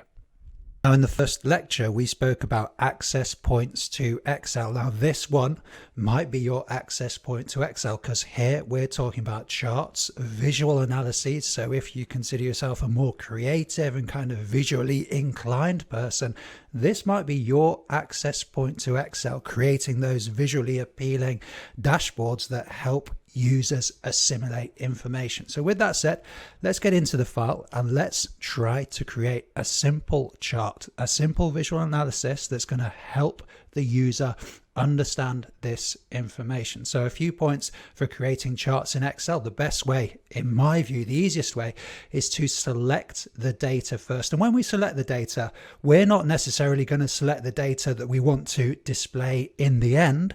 We're going to select the data that allows us to create a chart easily. That's going to stop us getting into a big mess. Don't worry if that's not clear. You'll understand as we go along. We want to create a chart that's going to allow us to see these totals for each of these kind of spending categories. That's what we're looking for. What I have noticed is I'd like to kind of minimize the ribbon at the top to give us more of a view. So how do we minimize the ribbon? Can you remember that? Well, we can go to the top and then just say show tabs, and immediately we've got kind of more workspace here. So I'm going to go ahead and select some data, not the data that we want to visualize at the end, some data that's easy to display in a chart. Notice the data is selected. I've just done that using keyboard shortcuts.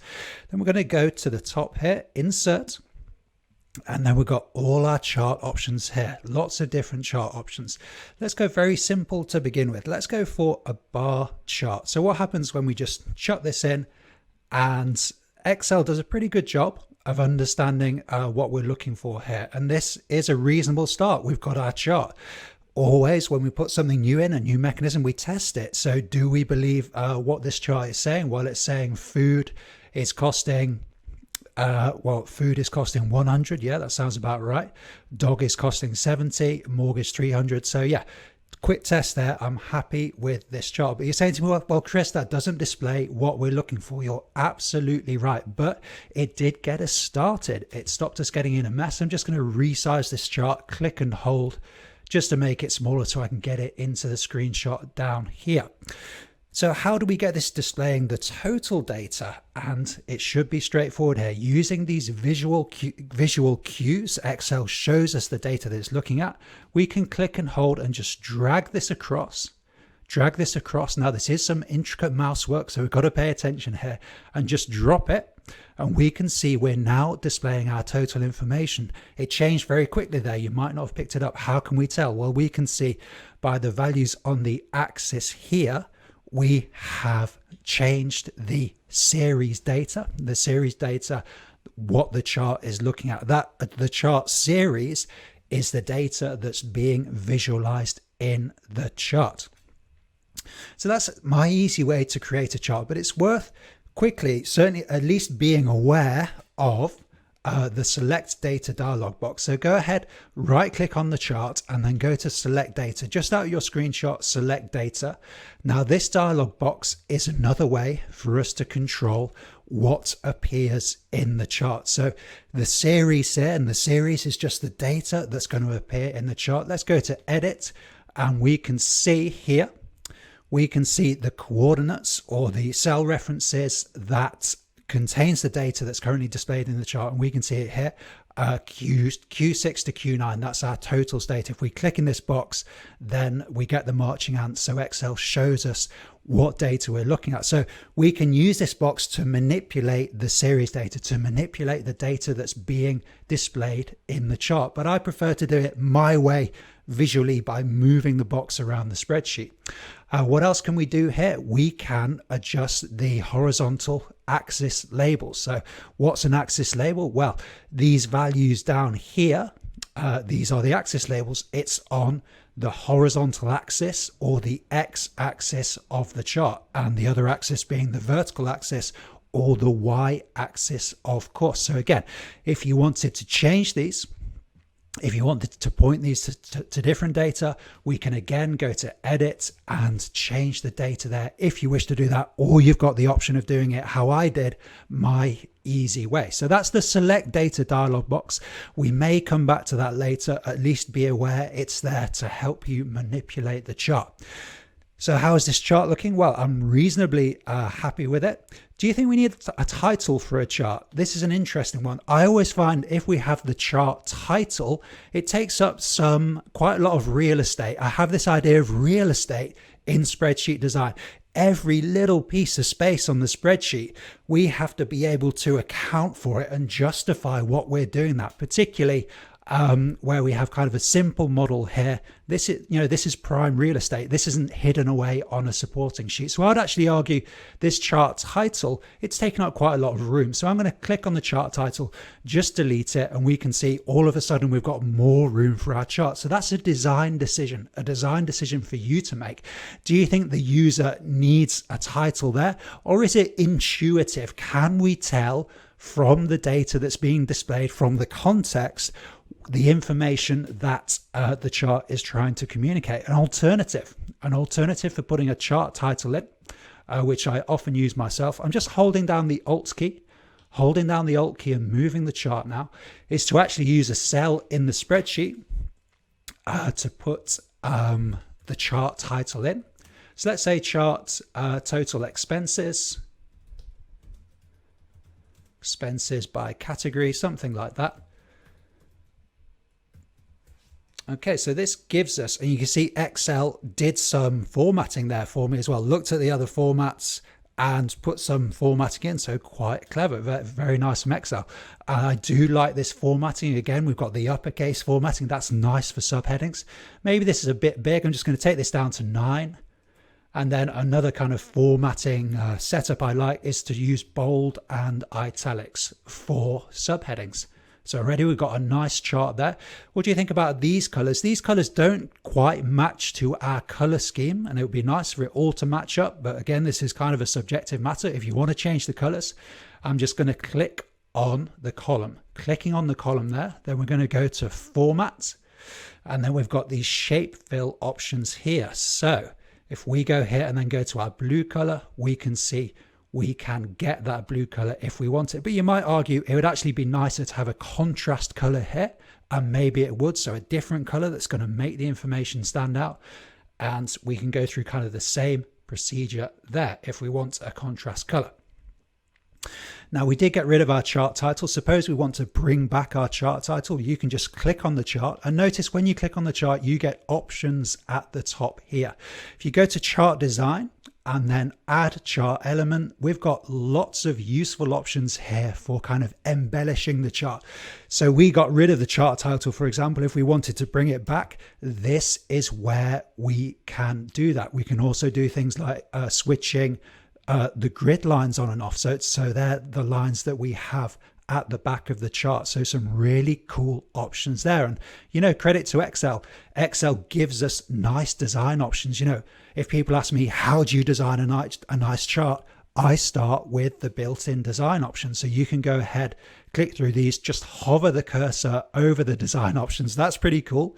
With the blue background, you see there, we're using the main color in the background and using white to make the information stand out. That's a nice kind of design trick. And yeah, you can go through these and choose the different options. On this one, we have data labels visible. So you might say to me, how would I put data labels in the chart? You can see the numbers visible above the columns there. Well, how do you add something to a chart? Just told you how to do that. Add chart element and then go to data labels. And this will allow you to position the values. I'm going to go inside base. I can now see the values are visible there. I'm going to undo that, just say Control Z. So there's lots of options there for us to deal with. I like consistency of font through the whole file, and the default font is of course Calibri. So I'm going to change that to Arial. And what about these axis labels? Do the same thing. If I hit the F4 key now, you can see it just repeated the last action for us. So that's a nice simple chart to kind of get us started, but it's already worth thinking critically about chart types. You know, we don't just want to throw a chart in and assume that's going to solve all user problems, although it may solve some. The reflective practitioner, the critical the developer who's thinking critically, will be thinking, well, what's the best chart for this situation? I've got different chart options. What's the best chart for communicating what I want to communicate to the user? And if we're thinking that, we want to be looking at different chart options and appreciating the pros and cons of each. This is part of a critical mindset. So if we go to chart design, we can go to change chart type. So this is just over on the right hand side. I'll just switch to the whole desktop view.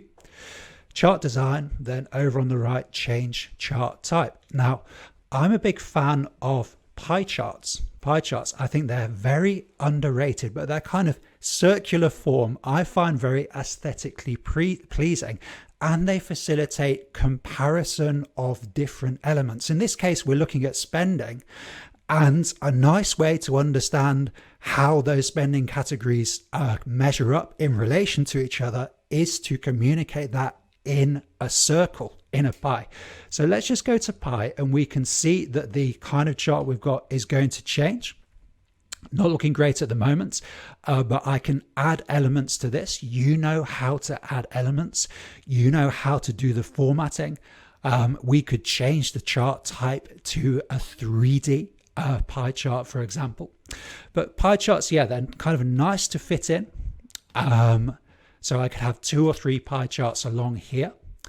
And maybe in future videos, we'll look at how to embellish this, how to get it looking really good. But that's my recommended chart. If you're thinking, what chart is best for this? Pie charts, underrated.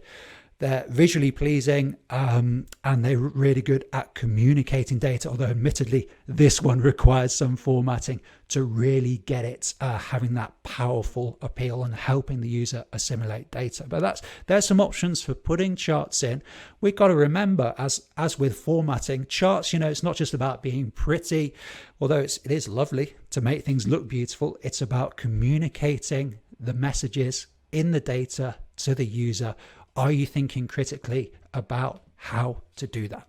I'll see you in the next one. In this lesson, we're going to look at how to scale up our budget planner. We could say we've got half of the model done. We've got some of those expenditure items in.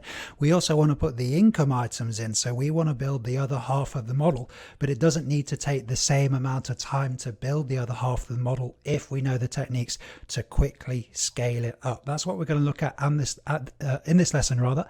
But first, let's go to our whole desktop view and let's think about the future of this chart. We've got to deal with some layout issues because we're going to put the other half of the model in. We're going to do that in a second. We want to get rid of this chart for the time being. Now we could very simply select the chart. I'm going to click the border of the chart here, and you can see it comes up with this kind of highlighted selection. You can just hit delete, and that's going to delete the chart, and then Control Z to undo on the Windows PC. But rather than deleting the chart, I suggest we just make it invisible because we want to bring the chart back later. And to do that, there's a really useful feature in Excel called the selection pane. We're going to head to page layouts at the top and then across to the selection pane. And we're going to see the selection pane come up on the right hand side here. Now, it doesn't look very exciting at the moment because we only have one object in our spreadsheet, which is this chart. But if you have more objects in, which could be shapes, could be buttons, and we'll see later in the program why you might be using those in a spreadsheet, all of those will be listed in the selection pane. So it's a super useful way to manipulate these objects quickly. And an example of that kind of manipulation, we can go here to chart one, just click on the eye symbol to the right, and you're going to see the eye is going to kind of close. That means the object is invisible, and you can just play with that and make it visible, control that visibility property. So we'll get rid of the chart for the time being. Just bear in mind the selection pane when you're manipulating objects, buttons, charts or shapes in the spreadsheet. So we want to put the other half of this model in. So are we going to go in and, start typing values into cells here and stuff? No, because we've already got this kind of infrastructure set up and we just want to duplicate that for the other half of the model. So how are we going to do that? I'm going to go to a more useful view here. Well, we can do that with a copy paste. So I'm going to just get rid of this heading for the time being. We're going to go ahead and select this whole area. So I'm holding down the shift key using the arrows to select this range, Control C. Then we're just going to go a few rows down, maybe 2 or 3 rows down, doesn't really matter. And then Control Alt V for paste special, Control Alt V. Then we've got to think, okay, what do we want to bring across? We're building the other half of the model. What do we want to bring across? Well, the formats would be good. And maybe we'll take the values as well. Okay, but we can't do that at the same time. So we're just going to hit OK. That's taking the values. Then Control Alt V again. And then we're going to hit formats. And that brings the formats in. So we've got formats and values in there. So that's something to look out for. We don't have formulae in now. How do I know that these are not formulae? I can click on the cell, look at the top in the formula editing bar. I can see we don't have formulae there. We have values there. So we've got a kind of structure here. And we want to put some income items in here. We want to put some income items in here, but I'm actually thinking about a design issue at the moment. And I'm thinking, would it be more logical to have the income items first, or would it be more logical to have the expenditure items first? I'm actually thinking it would be more logical to have the income items first. So that means we want to think about moving this table down. I'm going to actually go ahead and undo, Control Z, undo the creation of this second table here. So I hit Control Z a few times to undo that. And we're going to look at a different way to kind of adjust this layout. I'm just going to put some rows in above the table. That's going to give us some empty rows, going to give us room to put in our income table. So Shift and spacebar, that's going to select the whole row, and then hold down Control and Shift on the Windows PC, hold down Control Shift and just hit plus, and you can see that we're getting some new rows coming in here. Now, a couple of things to think about. We've got a couple of formatting issues here. You know, we don't want this blue fill. So I'm going to select the range, holding down the Shift key and using the arrow keys there, selecting the range, Alt-H-E-F. Alt-H-E-F is going to clear the formats. And then we also want consistent row heights, don't we? So how do we make sure that these row heights are the same as these row heights? Well, we can go Alt-H-O-H. That's going to give us the row height dialog box. Then just hit OK. Then we want to repeat the last action, select the rows, so Shift and down cursor, and then hit the F4 key to repeat the last action. So now we have the same row heights here. Okay, so we've managed to get our expenditure table further down.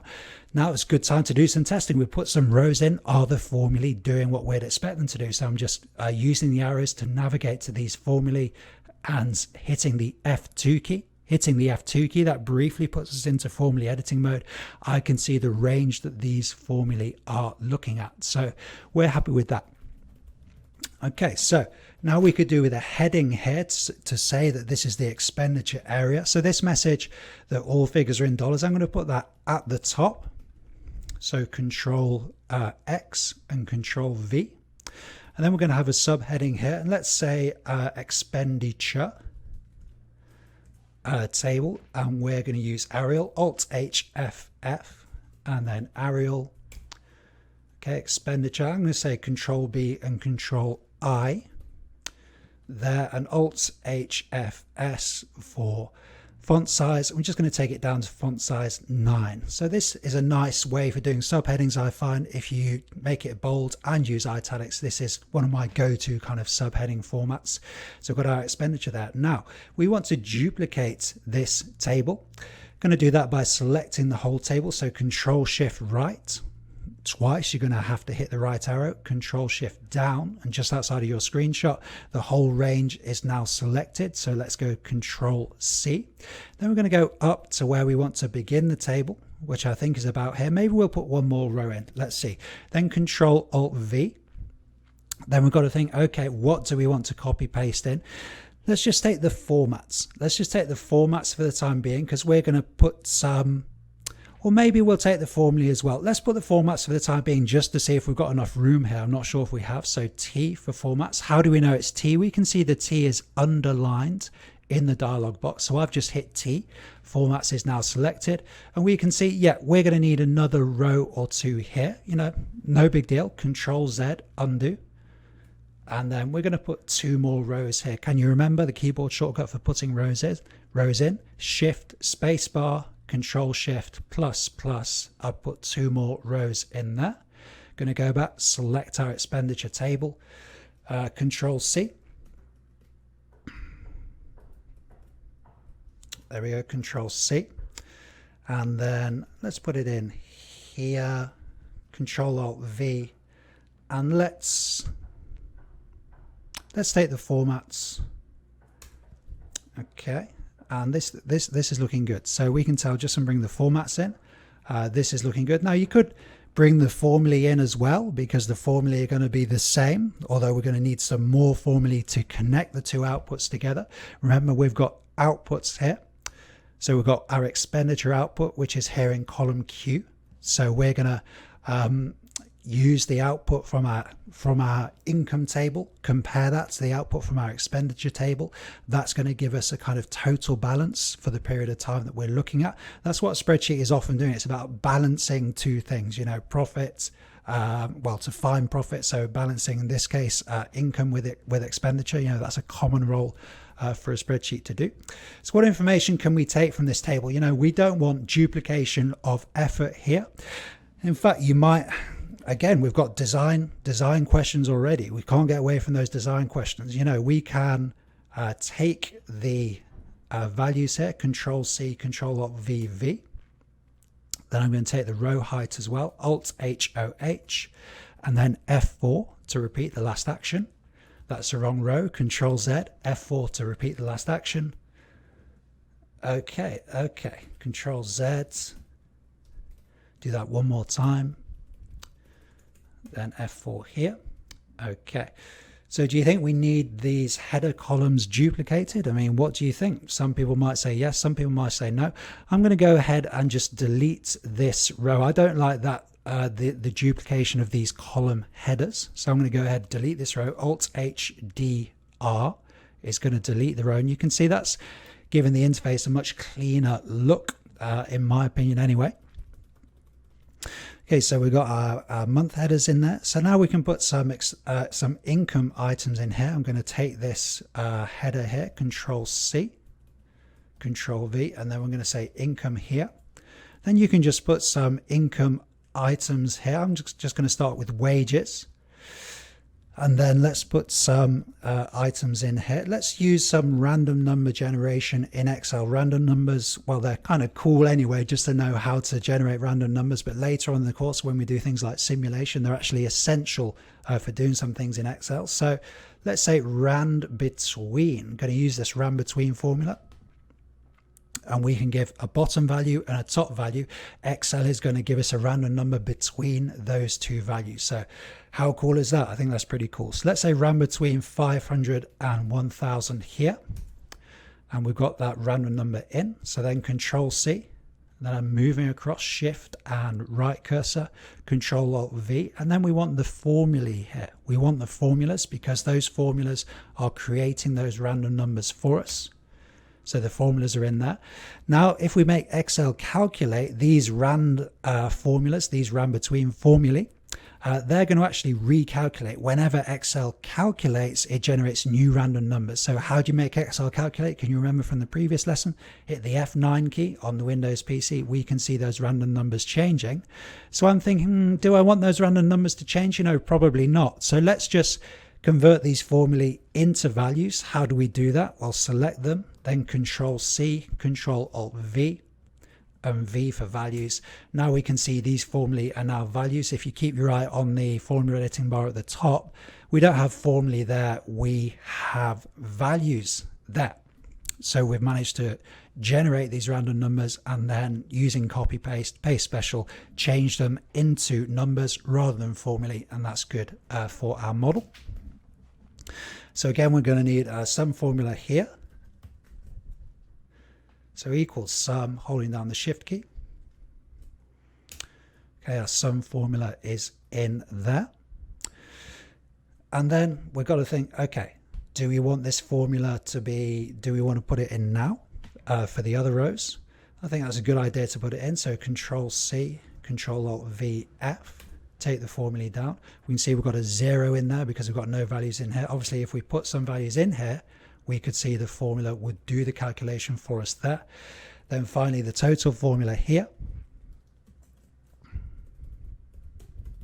Okay, we put the sum formula in there. Remember, could have used our shortcut there, of course, Alt plus. Alt plus is just going to sum up the values above, of course.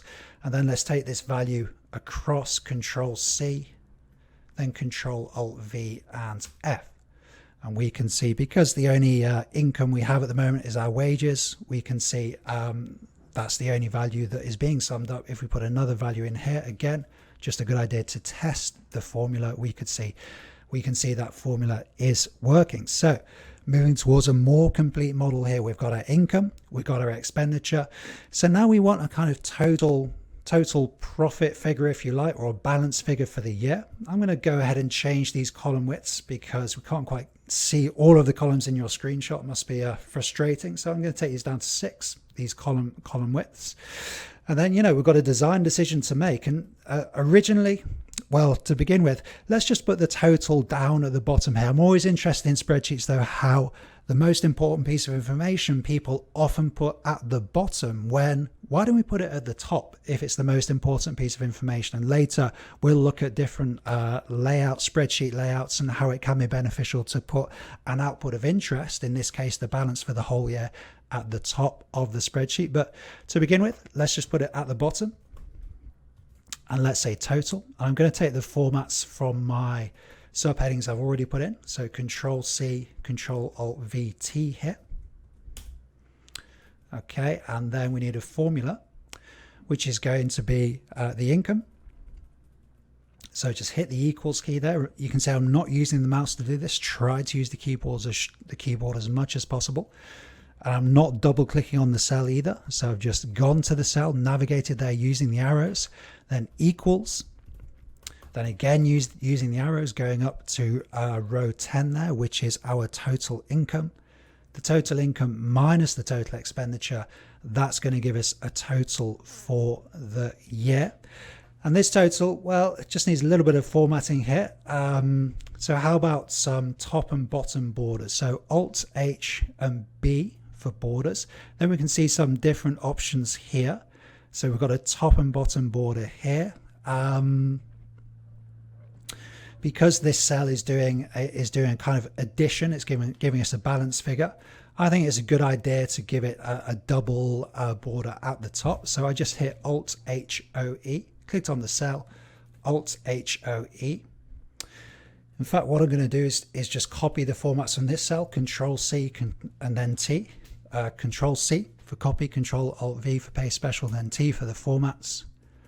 Okay, that's not quite right. So Alt H O E and then the borders. Then what do we want? Well, let's not have the side borders here, and let's have a double border at the top. Is this a double border here? Or is that a thick border at the top? Anyway, yes, that's our double border in there. And I like that double border. Yeah, it gives a sense of this is the balance. I think that intuitively, that's how people understand that double border figure. Then we've got various ways we could improve this model. As I said, moving our main output of interest, our total at the bottom, or let's say balance for year, just to make it more informative. Balance for year, and then we want to change the justification here. So Alt H A R is going to give it right justification.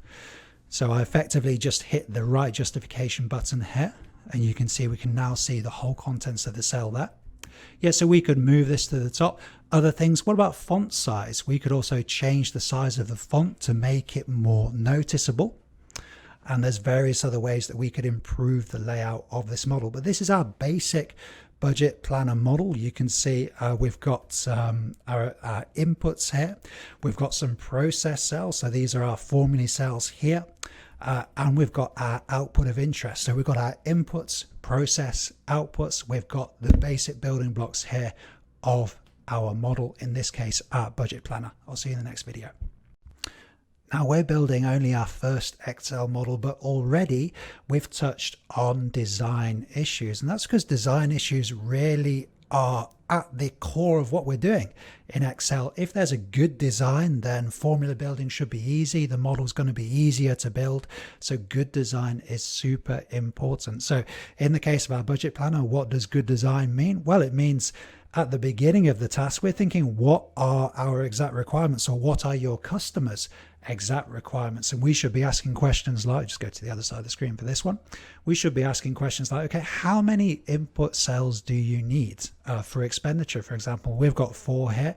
If the customer needs 5, 6, 10, or 100, then we're clearly going to have a problem here. So we've got to be asking the right questions in the design phase, making sure we get the right design.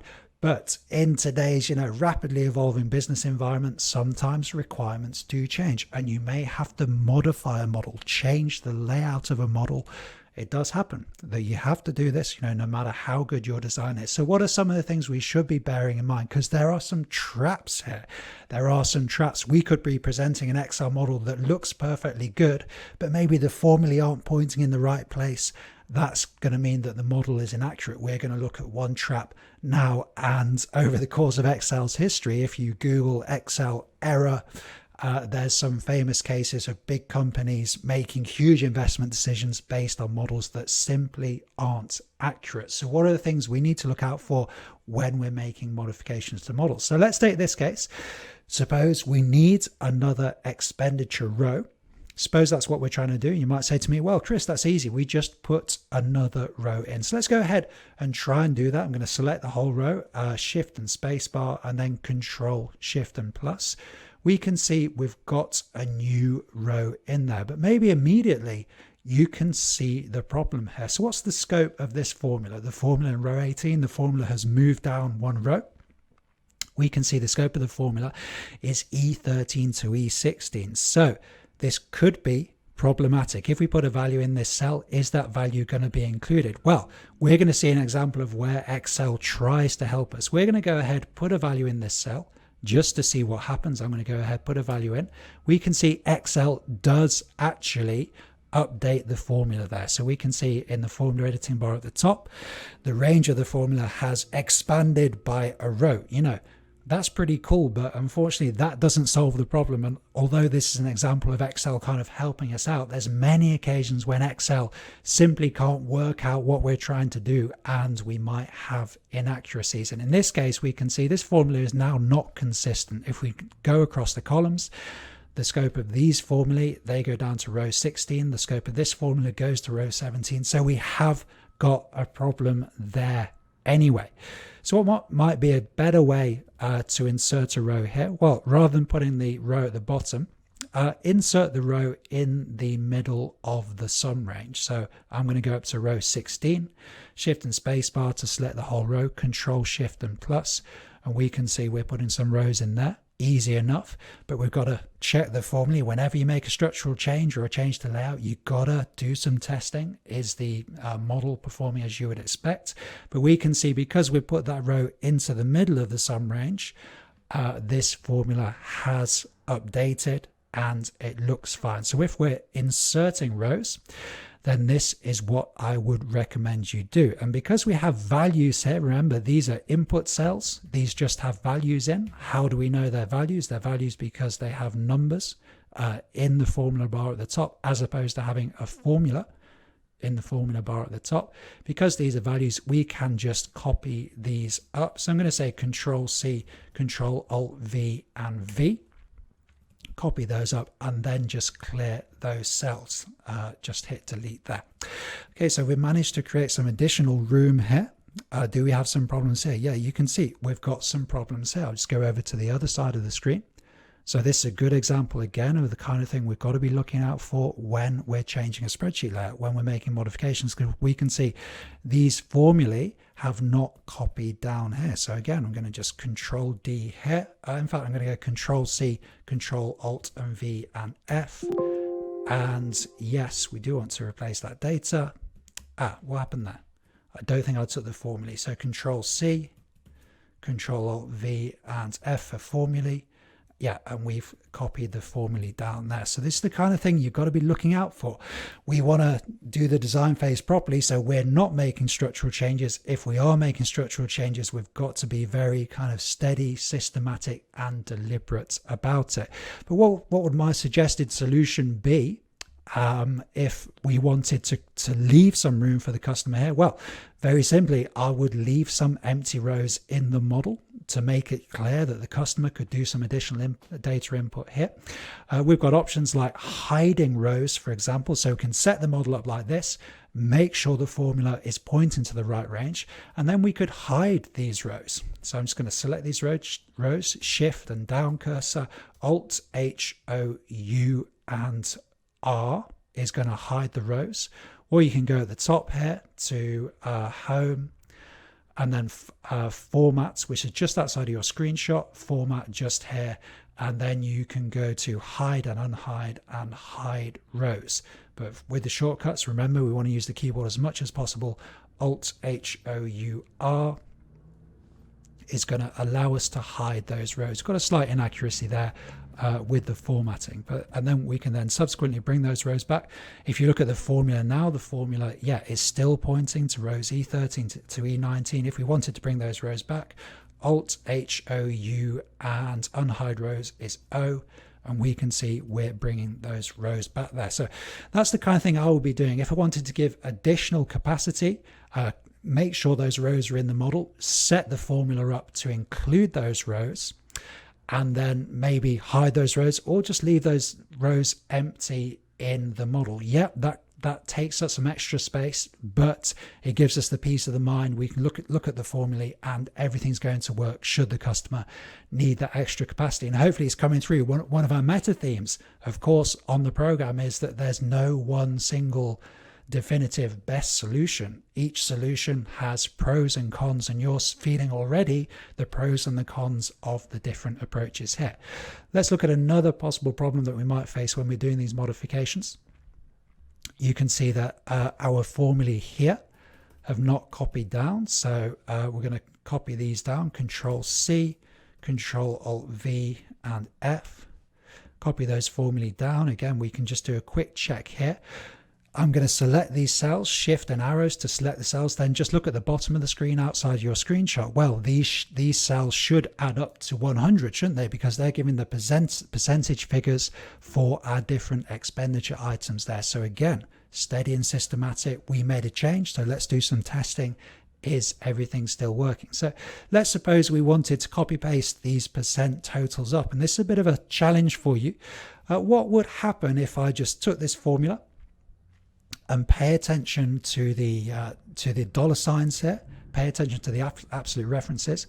If I wanted to copy this formula up into our newly created income area, what would happen? Just stop the video and think about that. You might want to try to do it yourself. I'm going to go ahead and do it here. Control C, Control Alt V and F. Paste special formulas, and we can see we've got 143%. So clearly that's not accurate. But again, when I'm doing something, I'm looking at the result. Is it accurate? Is it what we're expecting? Like you're testing as you go along. So let's hit the F2 key. Hit the F2 key, puts us into formula editing mode. We can see the cells that this formula is looking at. And it's looking at Q6. That's good. That's because this first part of the formula is a relative reference. So wherever we copy paste that formula to, that reference is going to change relative to the formula. Our problem here is our absolute reference. We could tell it's a full absolute reference because we've got $2 signs around the column letter there, which is Q. So we can grab this, just left clicking, pulling this up, and then we should be in the right place now. Hit enter, and we can see we've got 100% there.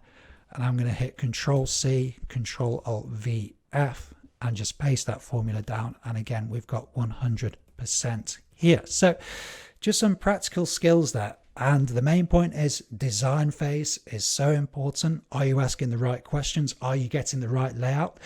Inevitably, in business, you're going to have to make modifications at some point. You've got to be very steady, systematic, testing at every stage. Whenever you put something in new, test it to make sure that you're not building inaccuracies in the model, to make sure that whatever you're giving to your customer is completely accurate. As early as possible in your Excel career, you want to start thinking critically about different ways of doing things in Excel. This is a feature of a good programming approach, recognizing there's different ways to solve a problem in Excel and understanding the pros and cons of each one. This is what I'm always doing with my customers. We could do it this way, we could do it that way. These are the pros and the cons, which is best for you. And one kind of set of alternatives is to do with layout. So different spreadsheet layouts, what are the pros and cons of each one? And we're just going to kind of enter this discussion right now, very early in the course, to get you thinking critically about different layouts and the pros and cons of each one. So the layout we've gone for, we have the months in the columns, and we have our entries, our input cells, if you like, in the rows here. Now, why is that a good setup? Well, to explore that, let's look at the alternative setup, and let's also learn some useful techniques for moving data around Excel files. So in order to look at the alternative setup with the months in the rows and the entries in the columns, let's select this whole range here. So our whole income range. So just using the Shift key and the arrow keys there. Control C to copy. Then we're going to go to another sheet in the file. So Control and page down to navigate to a different sheet in the file. I'm going to go to the third sheet here. Then we're going to go ahead with Paste Special, so Control Alt V on the Windows PC, and we're going to make sure we hit Transpose, so E on the keyboard now. is going to tick that transpose box. And this is a transposition we're doing because we're changing the orientation of the data. We'll see what we mean in a second. So we've got our data in now, and yes, the transposition seems to have worked. So we've changed the orientation of the data. You can see the formatting doesn't seem quite right at the moment. So how can we quickly fix this formatting? I'm going to select the whole area, holding down the shift key, and then I'm just going to reset the borders. Alt-HBA is going to give us all borders. That's just kind of nicely reset that border formatting. So now we can see in front of us what this alternative layout looks like, and maybe we can see some of the drawbacks here. The immediate drawback I see is we're going to be putting entries in the columns, in these columns D, E, F here, and maybe we're going to need more entries. So the advantage of putting the entries in the rows is we can fit more entries on a single sheet. If we compare to this layout, we could easily go to 20, 30, 40 entries here and probably still get it on the same screen. But because of the orientation of our alternative layout, well, if we have 20, 30, 40 entries here, we'd have to have an incredibly narrow column width, which wouldn't really work in order to see all those entries at the same time. So you can see we're better having kind of the fixed number of entries, and in our case we're talking about the months in the year. That fixed number of entries, we can put those in the columns and then take advantage of the fact that rows take up less room, exploit that in order to make as many entries as we need. So that's why in this case I'd argue that this orientation is best. So orientation, that's one design point, something we've got to bear in mind when we're thinking critically about layout. What are some other layout options? Well, we could put the different parts of this model on different sheets. And this might be a good idea if you had lots and lots of entries. You might have a few hundred entries, for example, and you want to separate out those entries, have different sheets to do the income inputs, different sheets to put the expenditure inputs on. Separating those out can help the user, remember and understand and use the model better. So how would we go about doing that? Well, first I'm going to clear our alternative formatting here, Alt-HEA, just get rid of that. And then let's take this income table first, and let's just put it on a different sheet here. So I'm going to cut this time, Control X, then I'm going to go back to the third sheet and Control V here. I also want to bring in the column width, so Control Alt V is, let's go back, and in fact let's do this again. Control Z, undo, and redo that. Control Y. Okay, let's copy rather than cut this. Control C, then back onto the third sheet in the file. I'm just going to go Control V, but I also want the column widths here. So Control Alt V and W here. That's going to give me the column widths. Now I can see we've got a divide by zero error here. So what's causing that? Okay, so we can see, did I not bring something across here? Let's see, where are these percentage totals looking? Okay, that's interesting. It seems to kind of reposition that formula. I'm not absolutely sure why that's happened, but we can fix that by just hitting the F2 key, dragging this square across here, and then we can see the formula appears to be okay. Now copy that down, Control D. Okay, so all this good practice, moving things around Excel and getting things working. So let's have an income sheet. I'm going to go to the bottom of the sheet now. Let's go to the whole desktop view. Change the name of this sheet to income. So Alt-OHR to change the name of the sheet and call this sheet income. So already you can see we're getting stronger separation of elements here by using different sheets. So we've got our income sheet there. Now let's create an expenditure sheet as well. I'm going to hit the plus button here to put a new sheet in the file. Then we're going to take the expenditure table. Again, let's copy, Control C, move on to the sheet I just created.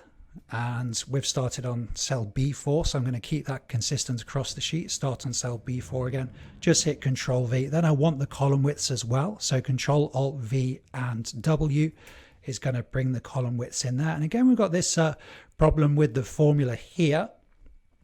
So what's the problem? Okay, we're pointing to the wrong cell here. Okay, I'm going to reposition that cell. So some good practice here, just debugging formulae. Okay, and do these add up to 100? Quick test here, and I can see at the bottom of Excel that these do add up to 100. Let's change the name of this sheet to expend.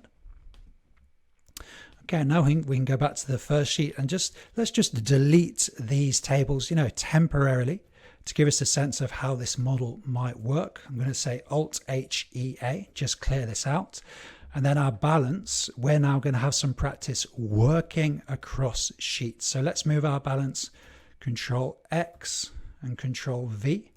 Let's move it to the top of the page here. But we want our balance to refer to those two sheets we've just created. So our balance is going to be the difference between all of the income, which is here, and all of the expenditure, which is here.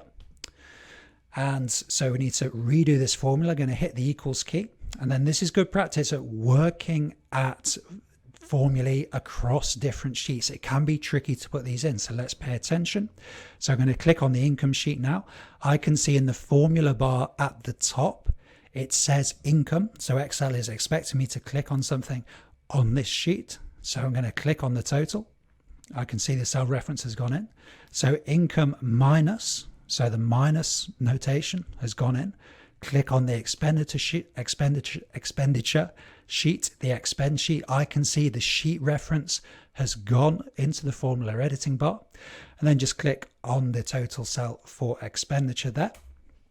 And then we can see our balance has come through, and I can remember that this was our previous balance. So this is an alternative way of setting up the model. Again, it has pros and cons. Now, I would say for a model on this scale, this is probably not the best setup for a model on this scale, because we can fit everything on one sheet fairly comfortably, assuming the user only wants, half a dozen or so possible inputs. But if we had hundreds of inputs, then it might be advantageous to separate the model across sheets and to have those income items on one sheet and those expenditure items on another sheet, and then use the power of formulae to connect those sheets together as we did.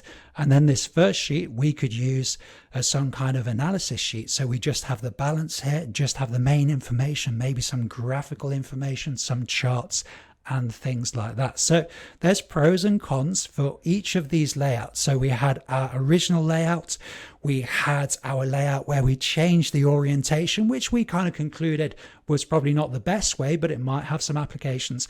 Then we looked at a third possible layout, which is separating the model across sheets, and that allowed us to practice some of those practical skills of formula building across sheets. So we're still really early in the program, but now's the time to start appreciating there's always different ways to solve things in Excel and to understand what those different options are in terms of model layouts. I'll see you in the next video.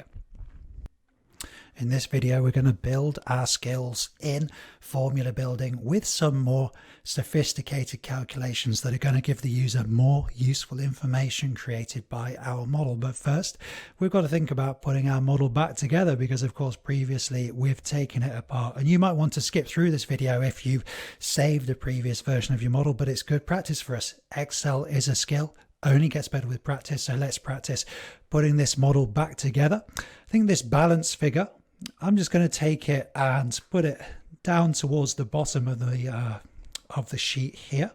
So that's now on row 22. That's created some room for us to put our income and expenditure tables in. So I'm going to go across to the income sheet. So I'm hitting Control and page down. That's the shortcut, the keyboard shortcut to move sheets. So our income table, Control X to cut it, and then Control here, I think, going to start on cell D4, Control V, just to paste that back in. Just a quick check on the formulae, use the F2 key. Are the formulae pointing where you think they are? And you can see we get these really helpful visual clues in Excel, which are going to help us understand that everything's all well with these formulae. They're still accurate. So we've managed to get the income table back in. Let's go to the expenditure table and do the same thing. So holding down the Shift key, always doing our navigation using the arrows, so trying to minimize use of the mouse as much as possible. Control X to cut, Control and page up. To go back to the first sheet, Control V and paste that in, you can see how quickly you can move things around Excel, so create those alternative layouts should you need them. But let's just check this balance figure. Is it still pointing to the right cells? And we can see it is pointing to the right cells. Just behind me in your screenshot, I can see a visual cue. It's highlighted the cell that it's looking at. So when we're moving things around, Excel usually is updating the formulae to fit with the new layouts, but that doesn't always work. You saw in the previous video I had a little problem with those percentage formulae. So when you're making structural changes like this, you've got to be checking, is the model still accurate? Are the formulae still pointing to the right cells? I think what we'll do here, I'll go over the other side of the screen. Let's just move our balance across. Control X again, and let's just line up the balances. Let's line up here, just so we have the balance in the same column as the other kind of total cells. Hit the F2 key, and yes, everything seems to be okay. Let's check this cell, hit the F2 key, it's summing those up, and then let's check this cell, working back through the calculation chain, hitting the F2 key. This is giving me confidence that everything seems to be working well in the spreadsheet. So what about those more sophisticated formulae? Well, suppose our customer wants to have a breakdown for each month, So how much money was spent in each month. So let's see if we can do that. Give us a kind of net figure for each month as well. Well, to get started with this, let's insert some rows here. Shift and space to select the whole row. Control Shift and plus to select some rows. This has created some cells here for us to do some of these kind of intermediary calculations. Although these cells are somewhere between intermediary and output cells, because they're going to be displaying some analysis, some monthly analysis that the user is going to be interested in. Let's put some formatting in here. I'm going to have 3 rows. Alt H B A puts all of the borders in there. Then let's have 3 subheadings here, and let's say month start,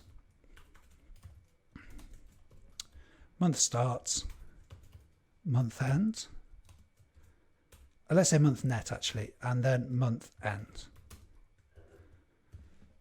Okay, so month start, this is going to be the figure at the beginning of the month. So in January, that's going to be the figure for the kind of beginning of the whole scenario, I suppose. So we've got to be thinking, talking about this cell here, we've got to be thinking, how are we going to allow the user to, well, we could just assume that we're starting at 0, but we know in reality you're usually going to have some money in your bank account at the beginning. So we could do with a starting cell somewhere, and let's do that.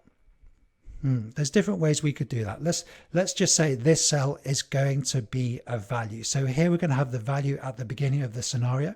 Let's say 0 to begin with. So for this cell, it's going to be an input here, inputting a value.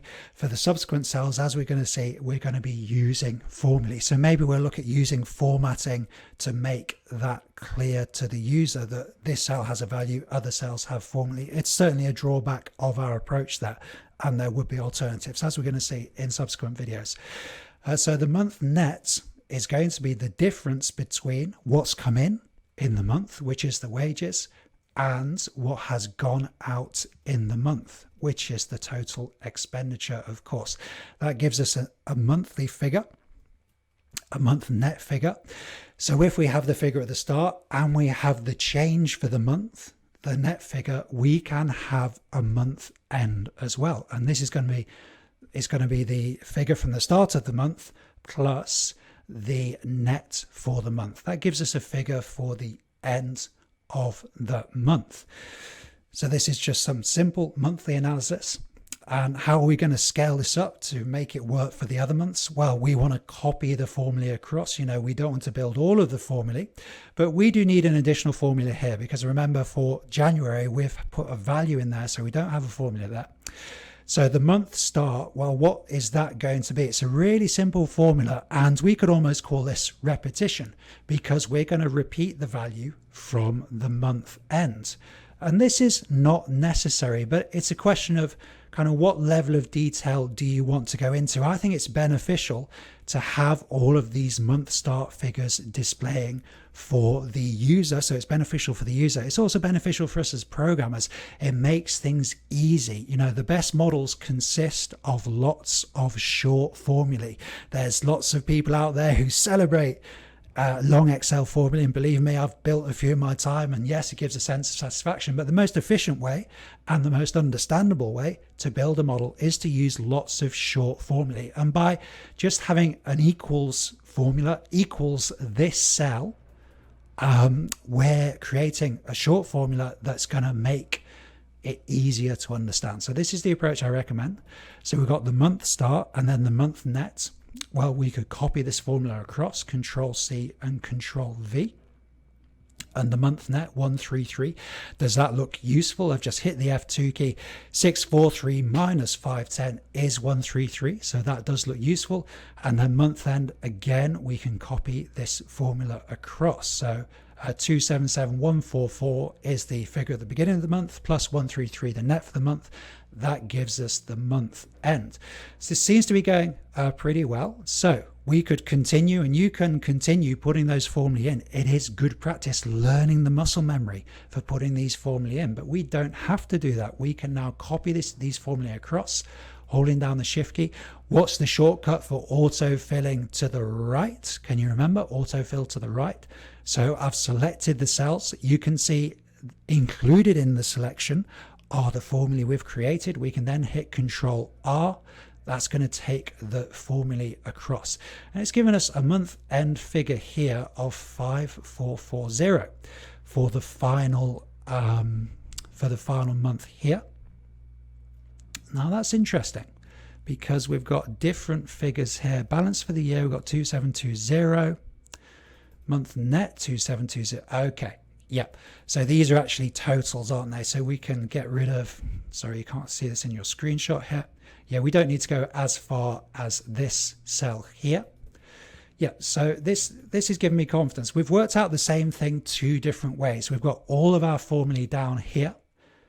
All of our formulae down here doing those monthly calculations, and the formulae are linked one month to the next because we've got our month end formula linked to the month start formula for the next month. And let's just look at the arrows here, the dependency arrows. So Alt M, Alt M, Alt MA, Alt MA. No, hang on, I'm getting mixed up with my shortcuts here. Alt M and D is going to allow us to see those dependency arrows. And yeah, you can display some of those dependency arrows, and you know, ideally I'd like to see all of them. Alt M, show. I want to show all of the arrows. Anyway, can't seem to do that easily. So, but yeah, what I'm trying to say is that there's a lot of interaction going on here. Remember, a spreadsheet as a network of interactions. We've created those interactions, created a simple and powerful model, got us this output of 2720. So this is one way of getting the output. Another way of getting the output, which is also 2720, is to add up the monthly totals, as we've done with this formula here. Apologies, can't see this at the moment. Adding up the monthly totals as we've done with these formulae here. So we've done the same thing two different ways. Same thing two different ways. This is a good way to kind of test your spreadsheet. Okay, so we've done some more sophisticated formula building there.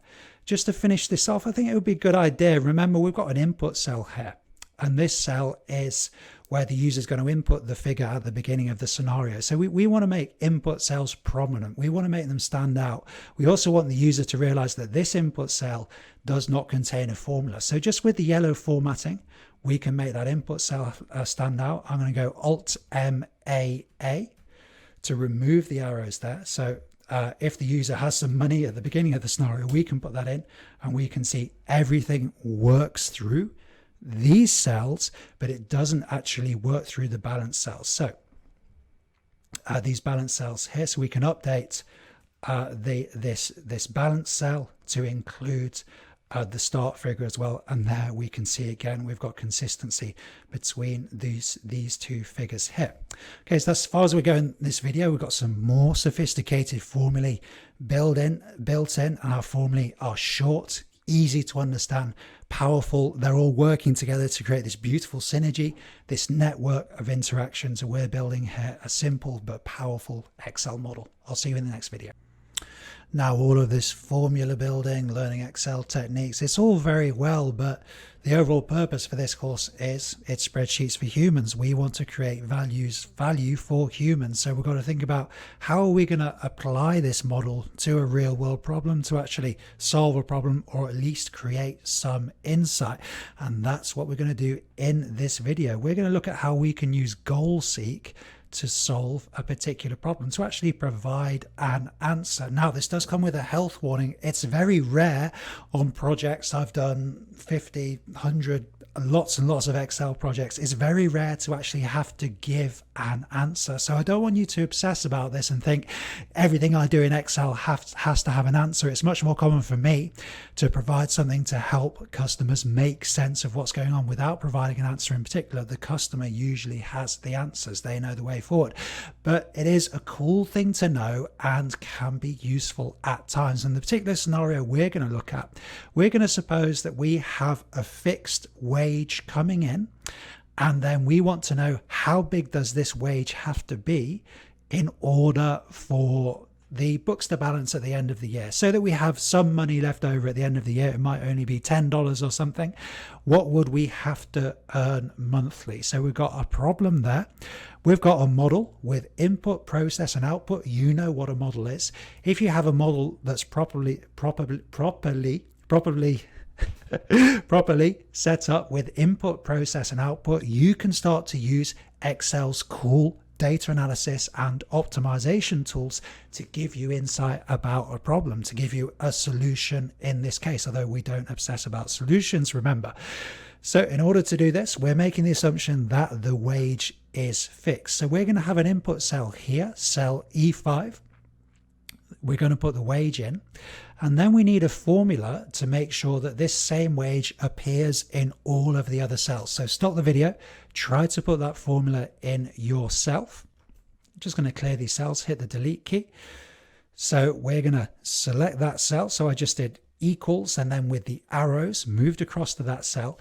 And then is this a relative reference? Is it an absolute reference? This is going to be an absolute reference, of course, because wherever this cell goes, we want it to point to the same cell. We don't want that reference moving around. So we hit the F4 key now, get the dollar signs, and then copy this across. I'm going to say Control C, and then hold down the Shift key, arrows, Control Alt V and F. For formulae, we can see we've got that value in. Let's not just believe it, let's test it, put a different value in, and we can see that value coming across. And as we change that value, just keep an eye on the balance for the year at the bottom. This is the model in action. So you might be saying, how much do I have to earn monthly? You know, and you could do manual experimentation, and this can be incredibly useful. Just using manual experimentation allows you to get a feel for the scenario, allows you to start strategizing, really coming up with some possible options. So this is the first step, really. You can do manual experimentation, but Excel can kind of do that for us. You know, I'm looking at this cell in E6, changing the value, and then looking at the cell Q26, our balance for the year, and then I'm trying to work that down towards zero. So how little would I have to work in order to still be in credit for the year, to still have some money in my account at the end of the year? That's the question we're trying to solve. I'm doing that using manual experimentation, but we can automate that process of manual experimentation by setting up a rule in Excel. We're going to see in a second. Excel can do that for us. Excel can do a simple optimization for us, but only because we have a well-constructed model with input, process, and output. And in our model, we have a single input cell. The other cells are linked via formulae. All of these conditions are necessary to make this facility work. What we're going to look at is goal seek. I'm going to switch to the whole desktop view here. Goal seek. You're going to go to data, and then over here, what have we got? What if analysis. what if analysis, then we're going to go to goal seek. We're going to look at data tables later, super cool for optimization. We're going to go to goal seek here. Then very simple dialog box. Excel is saying to us, set which cell to what value by changing what cell. Fairly simple questions. Well, the cell that we want to set the value of, this is our output cell. That's going to be our balance for the year. And we want to set that. We want to have some money at the end of the year. So let's just say $100 at the end of the year by changing which cell? Well, what cells do we change in an Excel model? We change the input cells, of course. So by changing our input cell, in this case, our monthly wage input cell. So with that information inputted in the dialog box, and only with that information inputted, it's not going to work if you hit the wrong cells or if you don't have a working model. We can use goal seek. We can harness Excel's super powerful computational capacity, if that makes sense. It is a computer. We can harness that power to get a job done. So I'm going to hit OK now, and we can see almost instantaneously we have a solution here. Excel has put 510 in. Let's do another one here. Data, what if analysis, goal seek. And suppose we wanted to cut it really fine. So we want to set the value Q26 to, let's say, set it to 0. So we're just going to go to kind of break even for the year by changing this cell here. Hit OK, and we can see Excel has worked up to 2 decimal places there to give us a solution.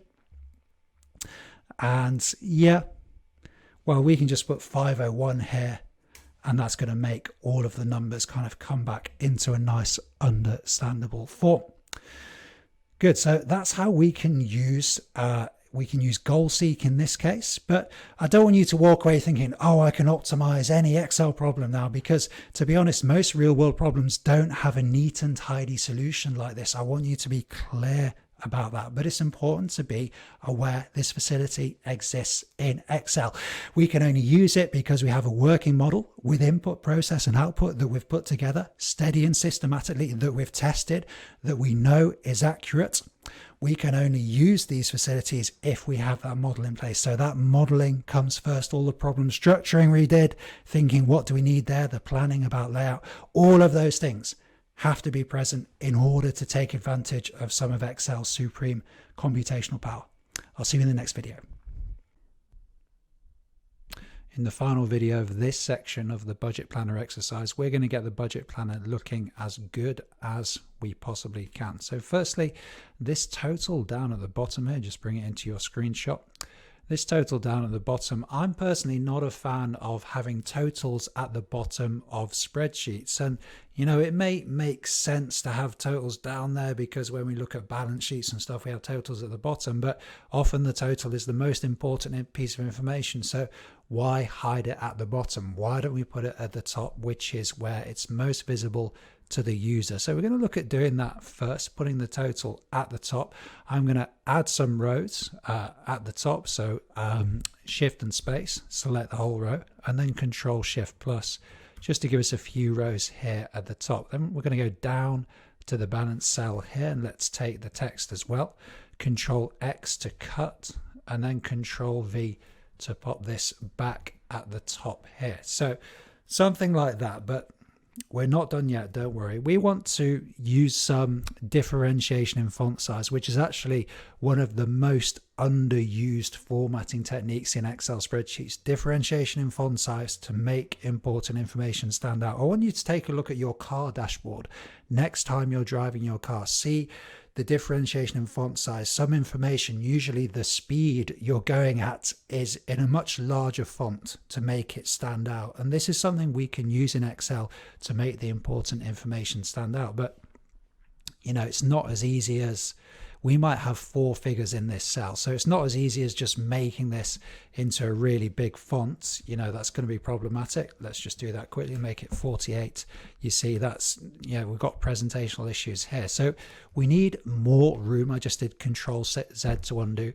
We need more room here. And one way we can do that is to merge cells, Now, merging cells, we should do this sparingly in an Excel spreadsheet. It can create problems merging cells, particularly particularly when we start integrating VBA code into spreadsheets, which we'll start doing from about lesson 5 on this program. So it's something to be done sparingly, but done at the right time, in the right situation, it can be a very effective thing to do. So let's take these cells.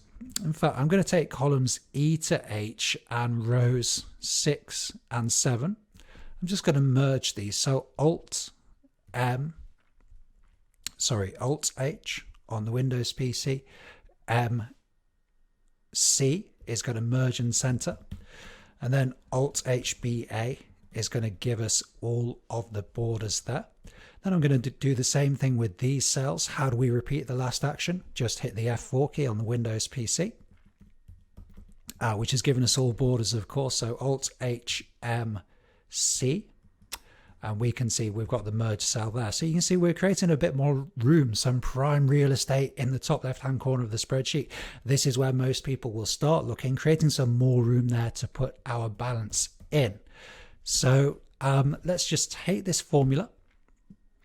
I'm going to take it out the formula editing bar, Control C, and then double click in the merge cell and then Control V. And we can see our formula is in there now. So balance for year. Let's see if we can do this. Again, I'm just going to select the text, Control C, and then double click in the cell and Control V there. So we've got the balance for the year there. Alt HW is going to wrap the text into the cell. And then we're getting there. I'm just going to clear these cells now. Alt HEA to clear these cells. And you see we're getting there.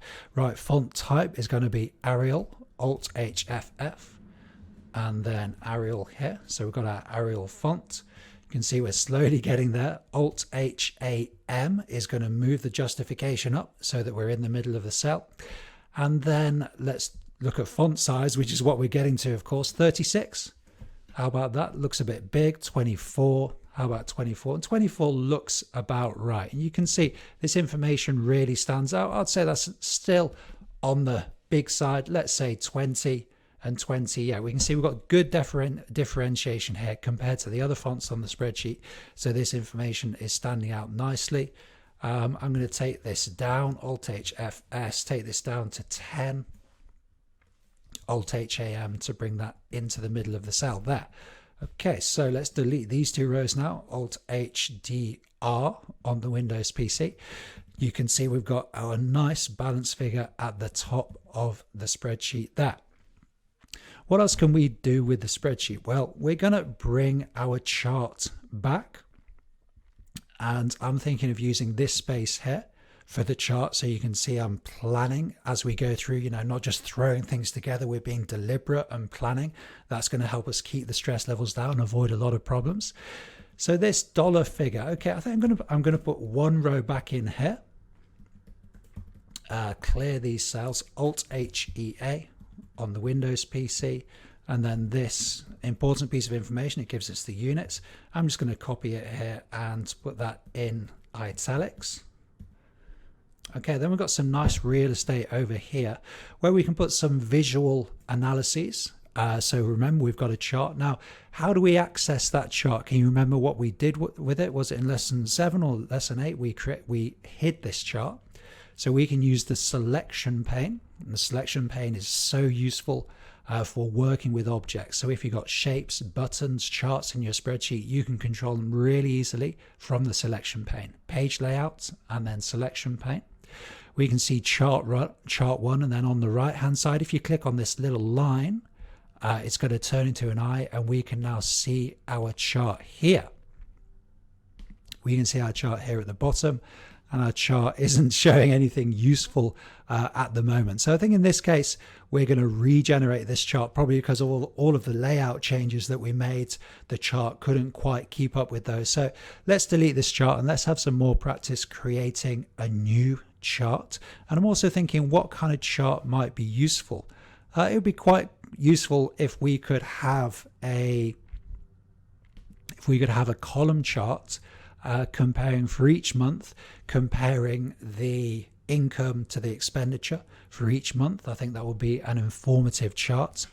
In order to do that, I'm looking at the data now and thinking the data looks quite uniform.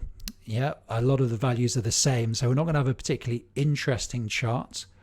So I'm thinking, yeah, let's go ahead and generate some random numbers here, so you know how to generate random numbers. I'm just going to clear the, going to do this with a good old-fashioned mouse work. Just going to clear the fill color there, and let's put some random numbers in here, so we can use a round between formula, and let's say 500 to 1000 equals round between, of course. Then we've got a low and a high there. Okay, I'm going to delete these formulae, so just hit the delete button, then Control C and Control Alt V and F for formulas. Okay, we've got some random values in there. I'm going to go ahead and fix these, so Control C, Control Alt V, and then V is going to fix the values there. Okay, so now it's going to make the modeling a bit more interesting. Shall we do the same for some of these expenses? So food, round between again, and let's say 50 to 100 for food. Okay, and then Control C, Control Alt V and F here, F for formulas. Then I'm going to fix these values. In fact, I'll fix all the values at the end. That's going to be slightly more time efficient. Dogs can be expensive, hey? So let's say 20 to 50 on the dog. Then Control C, Control Alt V and F for formulas. Mortgage, let's say we've got some crazy variable rate mortgage going on here. And let's say 200 to 300. Control C, Control V and F. Okay, and the car, let's say the car is just a fixed expense there. So these values, holding down the Shift key here, I want to fix those. So Control C, Control Alt V and V to fix those values there. Okay, and we've got a more interesting model now because we've got different values in the model, and that's going to make our visual analyses more interesting. So if we want to put this column chart in, can you remember the easy way to make charts? Well, the easy way to make charts is to select some data, so usually two lines of data that are next to each other, select some data and then subsequently tweak the chart, not easy to say that, tweak the chart to get it showing exactly what you want. So what data do we want to display? Well, we want the months to display, and then we want the total here, so the total income. I'm just going to copy paste totals here. We want the total income to display, and say we want the total expenditure to display. And let's see if we can get a nice column chart with two series there, one with the income, one with the expenditure. So I'm going to go ahead, do something easier first. So select the data first, remember, select the data first. Then we're going to go to Insert and Chart. We're just going to say a column chart here. Okay, clustered column. Seems to make sense what we've got there. So I'm going to right click and we're going to select the data. So select data allows us to adjust the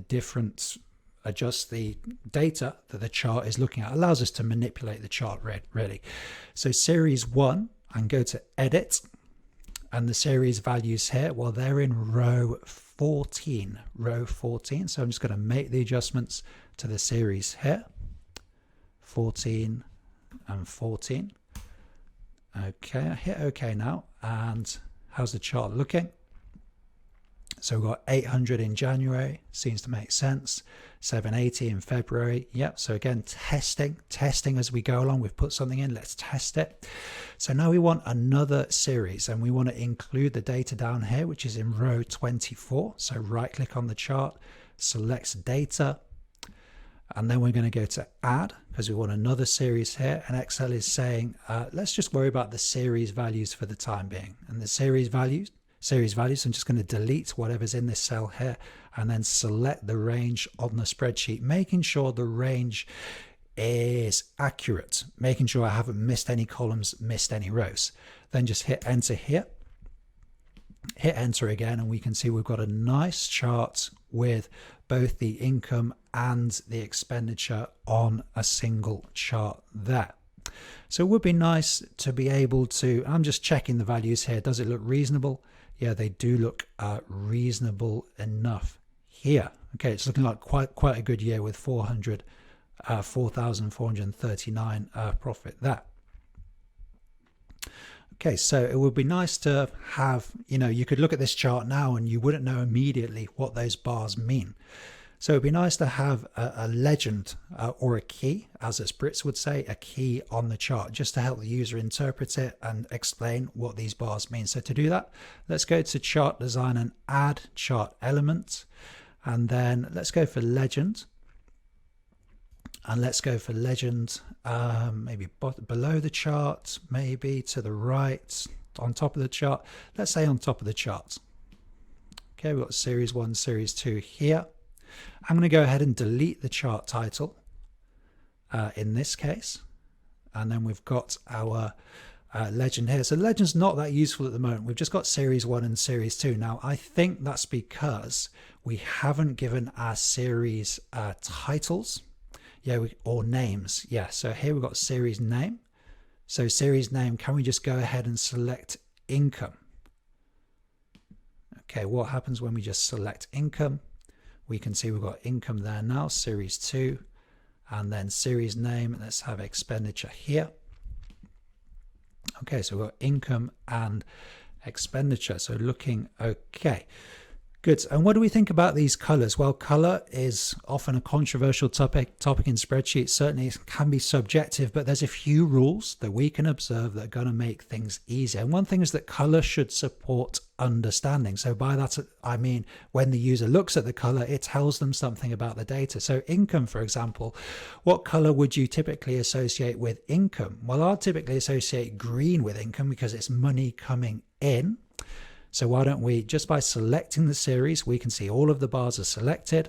Now we can go to format and shape fill. And then I'm just going to go for green here. And then for expenditure, we can again select an appropriate color that helps the user understand what's going on. We can go for red. Sometimes I'm reluctant to use red because it can create an undue sense of alarm having lots of red in the spreadsheet, but that looks reasonable enough. Okay, good. Now this chart, we want to fit into this area at the top here. So I'm looking at that thinking we need a bigger area for this chart. So I'm just going to go ahead and this row here I'm going to use as a spacer row. So Alt H-O-H, and then let's have 50 here. Okay, now we're going to have more room. Bring the chart down. And there we go. And that looks a little more informative.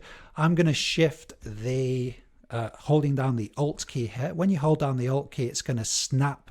It's going to snap whatever you're changing the size of to the grid.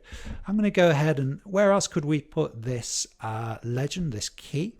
Because at the moment it's using up some of that height, and that height is valuable real estate. Let's go to chart design, add chart element legend. What if we put it on the right of the chart?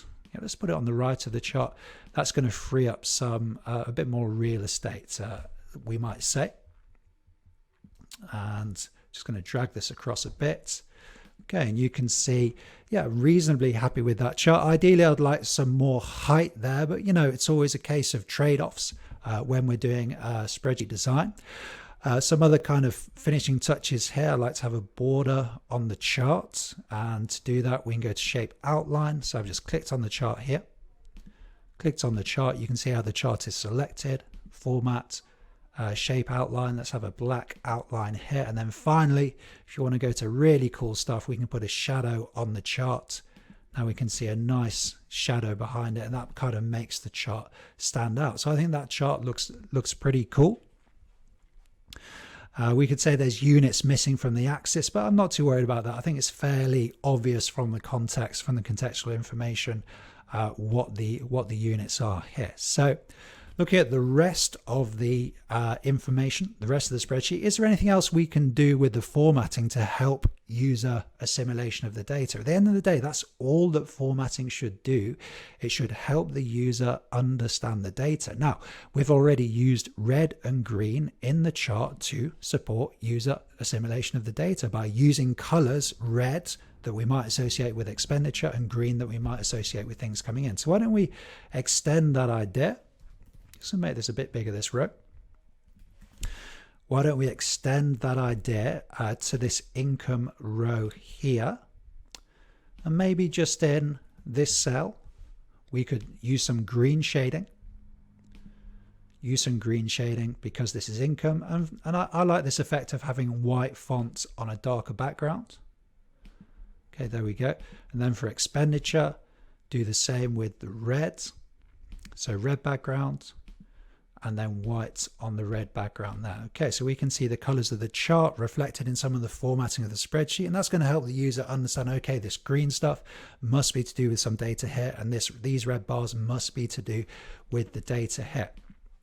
And then I'm also thinking all of the input cells, remember in Excel models we have input, process and output. It would be nice if all of the input cells were white and then all of the formulae had some gray formatting. I think this is going to be a good idea. So I'm going to go ahead, just select this very light gray shading. Now I want to do that again. I want to color some more cells. So that means repeating the last action. So I can just hit the F4 key now. So wherever we've got formulae, I'm going to go ahead, just hit the F4 key, and that's going to give me some shading. And that's saying to the user, there's formulae in these cells, so don't input any text here. I'm going down a bit. Here we go. And then the same for these cells. Good. Now, do we need these grid lines here? I don't think we do. These borders rather. Alt-H-E-F. Alt-H-E-F on the Windows PC is going to allow us to clear those. Yeah, and if you ever don't catch one of my keyboard shortcuts, just do Excel, Windows shortcut, clear cell, or whatever I'm doing, you'll be able to find it on the internet very easily. Okay, reasonably happy with this. What else have we got on my list? Now, I think we've covered everything there. Okay, yeah, so that concludes this first part of the budget planner exercise. So we've gone through we've done 12 lessons now. Really from opening up an Excel file, setting up an Excel file, saving it in the right format. We've done all these different techniques. And although it's a fairly simple example, whatever Excel model you're building, you're going to go through this process. You're going to think about input, process, and output. You know, what are the inputs? Where are the input cells? Where should they be positioned? The process cells, those formulae, we're going to have to program those formulae in. And we did some simple arithmetic formulae and some more complex ones in this session. And then outputs, you know, what is the output of interest? How do we get to that output? What formulae do we need? And then where should we display that output? So we're dealing with these technical challenges, all of the formulae, but also these presentational challenges, which people always kind of tend to miss when they're working with Excel, where we've got to plan, we've got to think about layout, we've got to think about different structures, the merits and the demerits of different structures and layouts. All of that we've been practicing in our first lesson. Hope you've enjoyed it. Hope you feel you made some progress. I will see you in the next lesson.